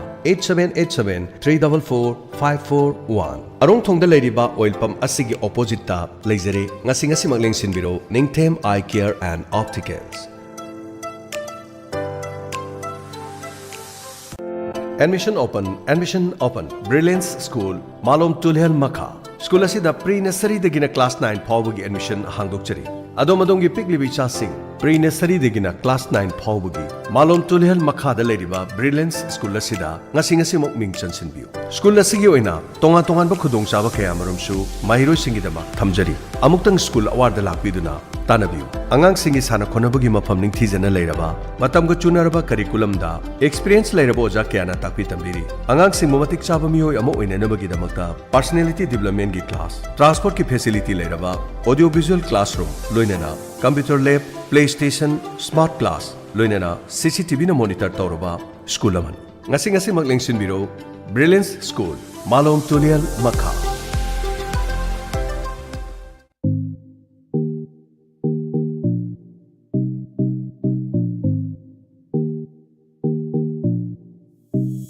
Communicative English Language Teaching Institute Seldi Thobal Mayai Lekai Thobal gi Anova Session 2025 ki Class Pre-Nursery dagina Class 10 phawagi ming chansinbiba yaragani Seldi Thobal gi hena khudong charibadi matik charaba classroom science lab computer lab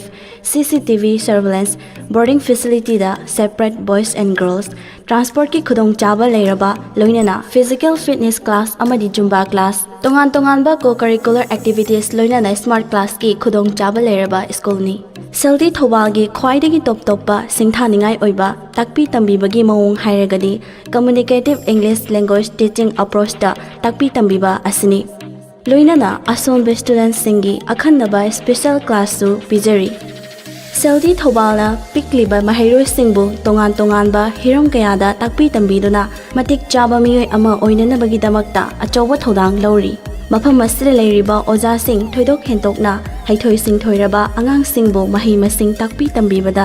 henna mapung pharaba oja sing ngaktani ꯃꯐꯝ ꯑꯁꯤꯗ ꯄꯤꯛꯂꯤꯕ ꯑꯉꯥꯡꯁꯤꯡꯒꯤ ꯁꯥꯟꯅ ꯈꯣꯠꯅꯕꯒꯤ ꯄꯣꯠꯂꯝꯁꯤꯡ ꯃꯔꯥꯡ ꯀꯥꯏꯅ ꯂꯩꯔꯤ꯫ ꯃꯁꯤ ꯈꯛꯇ ꯅꯠꯇꯅ ꯁ꯭ꯀꯨꯜ ꯑꯁꯤꯒꯤ ꯁꯥꯇ꯭ꯔ ꯁꯥꯇ꯭ꯔꯤꯁꯤꯡꯕꯨ ꯕꯥꯁꯀꯦꯠꯕꯣꯜ, ꯐꯨꯠꯕꯣꯜ ꯑꯃꯗꯤ ꯑꯇꯩ ꯑꯇꯩ ꯃꯁꯥꯟꯅꯁꯤꯡ ꯃꯅꯤꯡ ꯇꯝꯅ ꯁꯥꯟꯅꯍꯜꯂꯤ꯫ ꯃꯃꯥ ꯃꯄꯥ ꯊꯕꯛ ꯆꯤꯟꯖꯕ, ꯕꯤꯖꯤꯅꯦꯁ ꯇꯧꯕ ꯑꯃꯗꯤ ꯑꯣꯐꯤꯁ ꯆꯠꯄꯁꯤꯡꯒꯤ ꯈꯨꯗꯣꯡ ꯆꯥꯅꯅꯕꯒꯤꯗꯃꯛꯇ ꯄ꯭ꯔꯤ ꯅꯔꯁꯔꯤꯗꯒꯤꯅ ꯀ꯭ꯂꯥꯁ 3 ꯐꯥꯎꯕꯒꯤ ꯗꯦ ꯀꯦꯌꯔꯒꯤ ꯈꯨꯗꯣꯡꯆꯥꯕꯁꯨ ꯁꯦꯜꯗꯤ ꯊꯧꯕꯥꯜꯅ ꯄꯤꯖꯔꯤ꯫ ꯑꯀꯨꯞꯄ ꯃꯔꯣꯜꯒꯤꯗꯃꯛ 9366266844 ꯂꯣꯏꯅꯅ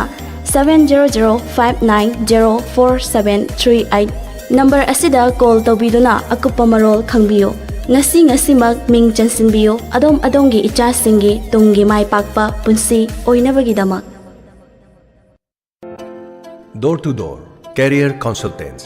ꯃꯃꯥ ꯃꯄꯥ ꯑꯩꯈꯣꯏꯅ ꯈ꯭ꯋꯥꯏꯗꯒꯤ ꯋꯥꯕ ꯃꯤꯀꯨꯞ ꯑꯁꯤ ꯏꯆꯥꯁꯤꯡꯅ ꯁꯦꯔꯥꯟꯅꯕ ꯂꯝꯕꯤꯁꯤꯡꯗ ꯉꯥꯡꯅ ꯁꯛꯅꯕ ꯌꯥꯗꯅ ꯆꯠꯈꯤꯕꯗꯨꯅꯤ꯫ ꯇꯁꯦꯡꯅꯃꯛ ꯃꯇꯝ ꯆꯥꯅ ꯃꯈꯣꯏꯕꯨ ꯇꯥꯛꯄꯤ ꯇꯝꯕꯤꯍꯧꯗꯕ ꯑꯃꯗꯤ ꯂꯝꯖꯤꯡꯍꯧꯗꯕꯅ ꯃꯈꯣꯏꯒꯤ ꯅꯨꯡꯗ ꯂꯩꯔꯤꯕ ꯍꯣꯠꯅꯅꯤꯡꯕꯒꯤ ꯁꯛꯇꯤ ꯑꯗꯨ ꯃꯁꯛ ꯈꯪꯖꯗꯦ꯫ ꯃꯁꯤꯃꯛꯅ ꯑꯔꯥꯟꯕ ꯂꯝꯕꯤꯗ ꯆꯠꯈꯤꯅꯕ ꯑꯆꯧꯕ ꯂꯝꯕꯤ ꯑꯃ ꯑꯣꯏꯔꯛꯇꯨꯅ ꯅꯣꯡꯃꯒꯤ ꯏꯃꯨꯡ ꯈꯨꯗꯤꯡꯃꯛꯇ ꯃꯁꯤꯡ ꯍꯦꯟꯒꯠꯂꯛꯂꯤ꯫ ꯃꯃꯥ ꯃꯄꯥ ꯀꯌꯥꯒꯤ ꯃꯤꯂꯨꯞ ꯄꯤꯔꯥꯡ ꯀꯪꯗꯔꯤ꯫ ꯑꯗꯨꯕꯨ ꯉꯁꯤꯗꯤ ꯃꯗꯨꯒꯤꯗꯃꯛꯇ ꯊꯣꯏꯅ ꯍꯦꯟꯅ ꯋꯥꯅꯤꯡꯉꯥꯏ ꯑꯣꯏꯗ꯭ꯔꯦ꯫ Door to door career consultants Thoubal Bazar PNB opposite ꯑꯁꯤꯗ ꯂꯥꯛꯄꯤꯗꯨꯅ ꯑꯗꯣꯝꯒꯤ ꯏꯆꯥꯁꯤꯡ ꯑꯗꯨꯒꯤ ꯀꯦꯔꯤꯌꯔꯒ ꯃꯔꯤ ꯂꯩꯅꯕ ꯇꯦꯁꯁꯤꯡ ꯇꯧꯊꯣꯛꯄꯤꯌꯨ ꯑꯃꯗꯤ ꯃꯈꯣꯏꯒꯤ ꯄꯨꯛꯅꯤꯡ ꯋꯥꯈꯜꯕꯨ ꯃꯉꯥꯜ ꯄꯤꯕꯤꯗꯨꯅ ꯏꯆꯥꯁꯤꯡꯒꯤ ꯃꯃꯣꯟ ꯃꯤꯅꯣꯛꯇ ꯑꯩꯈꯣꯏꯁꯨ ꯍꯔꯥꯎ ꯃꯤꯅꯣꯛ ꯇꯝꯃꯤꯟꯅꯁꯤ꯫ ꯗꯣꯔ ꯇꯨ ꯗꯣꯔ ꯀꯟꯁꯜꯇꯦꯟꯁ ꯑꯁꯤꯗ ꯐꯪꯂꯤꯕ ꯈꯨꯗꯣꯡꯆꯥꯕꯁꯤꯡꯗꯤ ꯑꯍꯥꯟꯕꯗ DMIT ꯍꯥꯏꯕꯗꯤ dermatographic multiple intelligent test. DMIT test ꯑꯁꯤ ꯑꯩꯈꯣꯏꯒꯤ ꯈꯨꯠꯁꯥꯁꯤꯡꯒꯤ ꯃꯃꯤ ꯑꯃꯗꯤ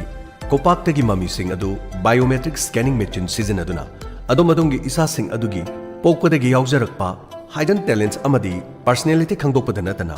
8 ꯃꯜꯇꯤꯄꯜ ꯏꯟꯇꯦꯂꯤꯖꯦꯟꯁ ꯈꯪꯗꯣꯛꯅꯕꯒꯤ ꯁꯥꯏꯟꯇꯤꯐꯤꯛ ꯇꯦꯁ ꯔꯤꯄꯣꯔꯠ ꯑꯃꯅꯤ꯫ ꯃꯐꯝ ꯑꯁꯤꯗ ꯊꯝꯖꯔꯤꯕ ꯇꯣꯉꯥꯟ ꯇꯣꯉꯥꯟꯕ ꯈꯨꯗꯣꯡꯆꯥꯕꯁꯤꯡ ꯑꯁꯤꯒꯤ ꯃꯅꯨꯡꯗ improve academic performance and subject selection, reduce career confusion and time management, ꯃꯁꯤ ꯈꯛꯇ ꯅꯠꯇꯅ increase confidence and leadership quality, supporting special need student and productive learning, mobile phone addiction therapy, parenting upskill program, anger, anxiety amasung depression chingba pungning wakhal gi anabasing CBT haibadi cognitive behavioral therapy masigi special treatment amasung counseling tawduna normal life ta hanjinba kaya ngamkhre mahiroi sing khaktegi natana family amadi relationship counseling masigi khudongchabasing asishu phanghanjari tasenamak mama mapa gi thodang asi imung manung samaj ta asiki matik maru boy mama mapa na macha bu warak pibagi niti niyom asi chumlabadi aikhoi gi angang sing asi matam punamakta haina tanaba yaba angang puthokpung ngamgani masina mangda thamlaga parents sing tagi oiba special parenting upskill program hapta khudingi pangthoktuna mama mapa singa macha singi marakta apaba mari thamnaba program sing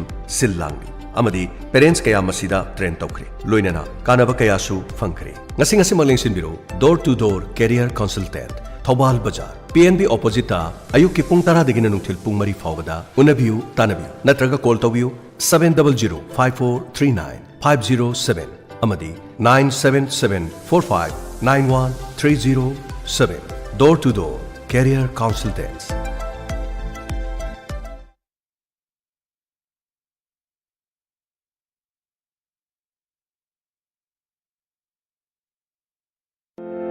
Admission open lamsing mera mahiko school asi anoba session english sing ani kunga mangagi registration form thaba haujari lakiba January gi tang 9 phawda adom gi angang sing school asi da mahi tambagi khudong chaba lobiu school asi Wangjing Kaithel Irabot lamkhai dagina nongpok pangna kilometer amamuk chatlaga Wangjing hoda mada mahi masing tambagi thoini hena mafam charaba nil khongdraba amadi pollution free oiraba environment amada leisure school asi da mahiroi singi mama mapa sing kayana haukiba chahi khara asi da thajaba thambiri school amani school asi ge top pamasak ama harigadi sumna tangi mahiroi kunna oja amana takpi tambiba asini noma gi class ta takpi tambiriba sing mama mapa sing da WhatsApp ki khuthangda update tawduna education gi lamda machin chatlaba oja sing da thambiba oja mahiroi amadi mama mapa tu ne chamina ba haibadumak school asina pangthoktuna lakli ngasi mak class amagi thamjariba akaknaba sit asigi manung chalhanbiu play group ta gi class 6 phawgi registration hangdok chabaga loinana tonga ma khudong chaba kaya ama supijari ominaba machi mana ohum tambagi manungda sahi amagi school free mahiroi amagi koksa Karigumada Amuktada Tha Sing Asigi Piti do Piba Taragadi Tha Tara Nithogi Manungda Tha Tara gi fee lawjagani Omina Bamachin Manau Ani Tamba Taragadi ꯍꯥꯏꯔꯒꯗꯤ ꯃꯍꯩꯔꯣꯏ ꯑꯃꯒꯤ ꯂꯨꯄꯥ 1,000ꯒꯤ discount ꯊꯝꯖꯔꯤ ꯁ꯭ꯀꯨꯜꯒꯤ class ꯂꯣꯏꯔꯕ ꯃꯇꯨꯡꯗ ꯗꯦ ꯕꯣꯔꯗꯤꯡꯒꯤ ꯈꯨꯗꯣꯡꯆꯥꯕꯁꯨ ꯊꯝꯖꯔꯤ ꯃꯍꯩ ꯇꯝꯕꯒ ꯂꯣꯏꯅꯅ ꯍꯛꯆꯥꯡ ꯐꯅ ꯂꯩꯅꯕꯒꯤꯗꯃꯛ ꯃꯦꯗꯤꯀꯦꯜ ꯆꯦꯛꯑꯞ ꯀ꯭ꯂꯦꯝꯅ ꯇꯧꯕꯒꯤ ꯈꯨꯗꯣꯡꯆꯥꯕꯁꯨ ꯊꯝꯖꯔꯤ ꯑꯁꯣꯟꯕ ꯁꯥꯇ꯭ꯔꯁꯤꯡꯒꯤꯗꯃꯛꯇ ꯈꯟꯅꯕ ꯀ꯭ꯂꯥꯁ ꯊꯝꯖꯔꯤ CCTVꯒꯤ ꯁꯔꯚꯤꯂꯦꯟꯁ ꯑꯃꯗꯤ ꯋꯥꯏꯐꯥꯏ ꯏꯟꯇꯔꯅꯦꯠ ꯈꯨꯗꯣꯡꯆꯥꯕꯁꯨ ꯊꯝꯖꯔꯤ ꯑꯅꯧꯕ ꯁꯦꯁꯟ ꯑꯁꯤꯗꯒꯤ ꯀ꯭ꯂꯥꯁ 6 ꯑꯃꯗꯤ ꯍꯣꯁꯇꯦꯜꯒꯤ ꯍꯥꯞꯆꯤꯟꯖꯔꯤ ꯑꯀꯨꯞꯄ ꯃꯔꯣꯜ ꯁ꯭ꯀꯨꯜꯗꯒꯤ ꯈꯪꯕꯤꯕ ꯌꯥꯒꯅꯤ ꯑꯀꯛꯅꯕ ꯁꯤꯠ ꯃꯁꯤꯡ ꯈꯔ ꯈꯛꯇꯅꯤ ꯍꯥꯟꯅ ꯂꯥꯛꯄꯗ ꯈꯨꯗꯣꯡꯆꯥꯕ ꯄꯤꯖꯒꯅꯤ ꯂꯦꯡꯁꯤꯟꯕꯤꯔꯣ ꯂꯝꯖꯤꯡ ꯃꯩꯔꯥ ꯃꯍꯤꯀꯣ ꯋꯥꯡꯖꯤꯡ ꯍꯣꯗꯥꯝꯕ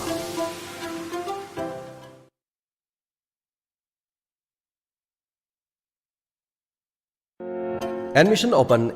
open. Board of Secondary Education Manipur. Bosem gi makha handakta naune affiliation phangduna hangdorokliba session 2025-26 ki New Era Higher Secondary School Thobal Okramwang matabagi High School gi section class 9 gi admission form thaba hojari. Haukiba sahi English sing ani taraga mapan dagi na leptuna kosem no finance exam sing the position holder Inspire Awards letter marks student subject toppers kaya putokuda natana 100% first division the pass tawduna kaya rakhana Manipur pumbagi ahanba mafam kanduna laktaba school asida mahiru sing the piriba khudong saba sing di ek remedial coaching class separate boys and girls hostel ningthizana train tawraba experience leiraba oza sing amadi soundproof classroom computer classroom recreation hall loinana mapung pharaba science ki lab library school magazine wi-fi campus classroom khudimaki smart class study room khudimak 24 hour gi mai awat pal lehendabada natana CCTV camera na kupna monitor tawriba duguma school amani school na loba tam test khudimak ta 90% dagina 80% dagi tadana mark phanglaku mahiroi singda free education amadi school gi fee free piduna puning thogaliba school amasu mahiroi singi skill development hengana nabagi damakta periodically co-curricular activities pangthokpada natana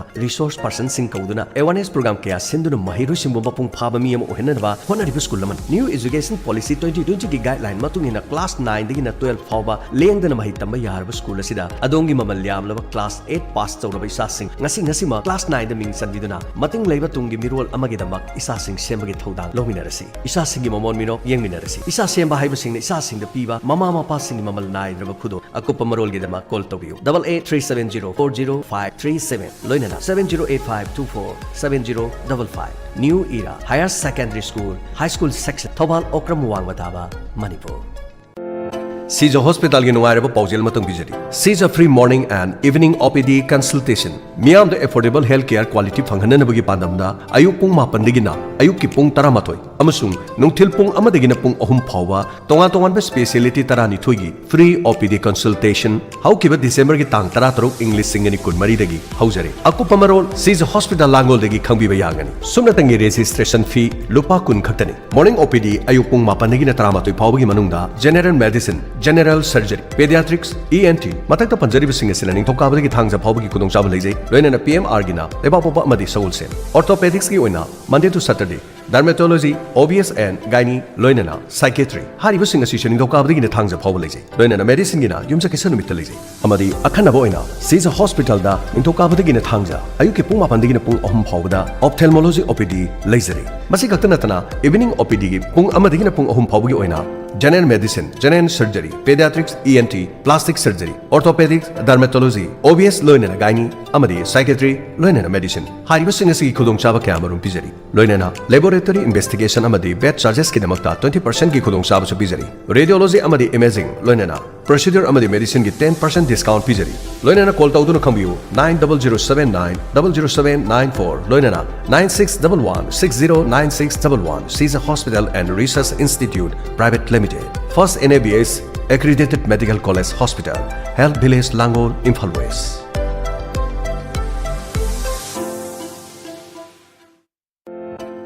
Admission open handakta nongna hangdokchaba school Spectrum Excellence Academy Hairok Part 2 Bazaar chaliba chahi English singani kunga manga amadi kunga taruk ki oina pre nursery dagina class 7 phawbagi admission hangdokchare session hawbagi matamna chaliba chahi English singani kunga manga gi January gi tang 9 yaifaraba sagol chel numitagi haujaragani Spectrum Excellence Academy gi khwaidigi khudong chaba singdi Activity based learning da focus tawjagani classroom khudimak audio visual aids sing sijanagani fazana experience leiraba amadi naha oiriba oja singna takpi tambigani angang singbu thaksi kasi naiba amadi daita leiba misak ama ohenaba takpi tambigani hena sotharaba amasung hena haithoi singthoiba angang singi tongan ba care lawjagani angang singbu hena haithoi singthoina nabagi dama field trips amadi projects work kaya matam gi oina paikhat jagani competitive exam-sing mai paknabagidamak angangsingbu lamjingbigani. Masiga loinana anauba chahi asigi oina Spectrum Excellence Academy Hairok Part 2 Bazarna pijaribo offer sing adudi Saliba chahi asigi December tha asigi manung phawda admission tawba mahiroi sing oina half admission fee oijagani. Machin manau ani mingchan birabadi ani suba angang adudi admission fee tangkhai oijagani amasung machin manau ahum mingchan biragadi ahum suba angang adugi admission fee lawjaroi. Relief camp talaiba angang singi oinadi admission fee free oijagani. Kana leijadraba angang singi oinadi admission amasung monthly fee lawjaroi. Class khudingmaki ahanba mingchan biba angang singi oina special package pijagani. Class khudimake topper oibirakpa angang singi oina matam ga chunaba scholarship pijagani. Maram aduna ngasi lengmiraktuna adom gi isa singbu Spectrum Excellence Academy Hairok Part 2 Bazarda mingchan sinbiu. Akopa marol gidama call tobiu 9089392193 amadi 9077204378. Admission open. Unique Chindrel School, Wangjing, near Kodongpopi Sports Complex, Thobal District, Manipur. Panjariba Unique Chindrel School, Wangjingi, Anoba Session English Singani Kun Manga Amari Kuntaraki Oina, Lakliba January gi tang mapan English Singani Kun Manga, Yai Faraba Sagol Senumitegi, Hausaragan. School Asida, play group Tagina class 9, Pawagi Kudong Chab Bizari. School Asigi facility Amadi activities sing. Ningtizana same Saraba classroom Amadi CCTV na monitor Togjari. Activity oriented teaching ki Kudong Chaba Leraba. Fitness ki class Habidi yoga Amadi exercise ki Kudong Chaba Leraba. PlayStation Amadi creative corners ki Kudong Chaba Leraba. Computer lab, science lab Matik channel Leraba. Well equipped library and audiovisual room. Masi khakta natana hip hop ki class, dance, music, art and crafts. Loinana smart class, learning through computers. Stimulation and creative curriculum. Personality development kishu akanaba class thamjari. Qualified oiraba amadi well trained torba oja singna takpi tambiri. Masi khakta natana transport ki facility shu leizari. Hostel da day boarding amadi boarding gi oina kudong chaba pijari. Co-curricular activities da tonga kudong chaba kaya pijari. Masi da natana school asina quiz competition kya da chahi kya thangna bana lorakre. Hena kudong chaba di school asida fire safety oiraba equipment sing school asigi oina matik chana thamjari. Akopa marol gidama call tobiu 8414978930 amukana 8414978930 Unique Chindrel School, Wangjing, near Kodongpopi Sports Complex, Thobal District, Manipur. Admission open Kanchipur laiba IPS Imphal Public Higher Secondary School gi academic session 2025 gi registration amasung admission hauzari mahairoi singi mama mapa oiba singna icha sembagi waviraganu adomgi angang singi damak yamna checksina mahai tambagi kanglon chumna chathariba mahishangni school asigi oza singna national amadi international gi thakta education icon gi mingthon piduna ikai khumna biraba founder principal gi makhada school amadi boarding da mahai tambiriba school amani school asina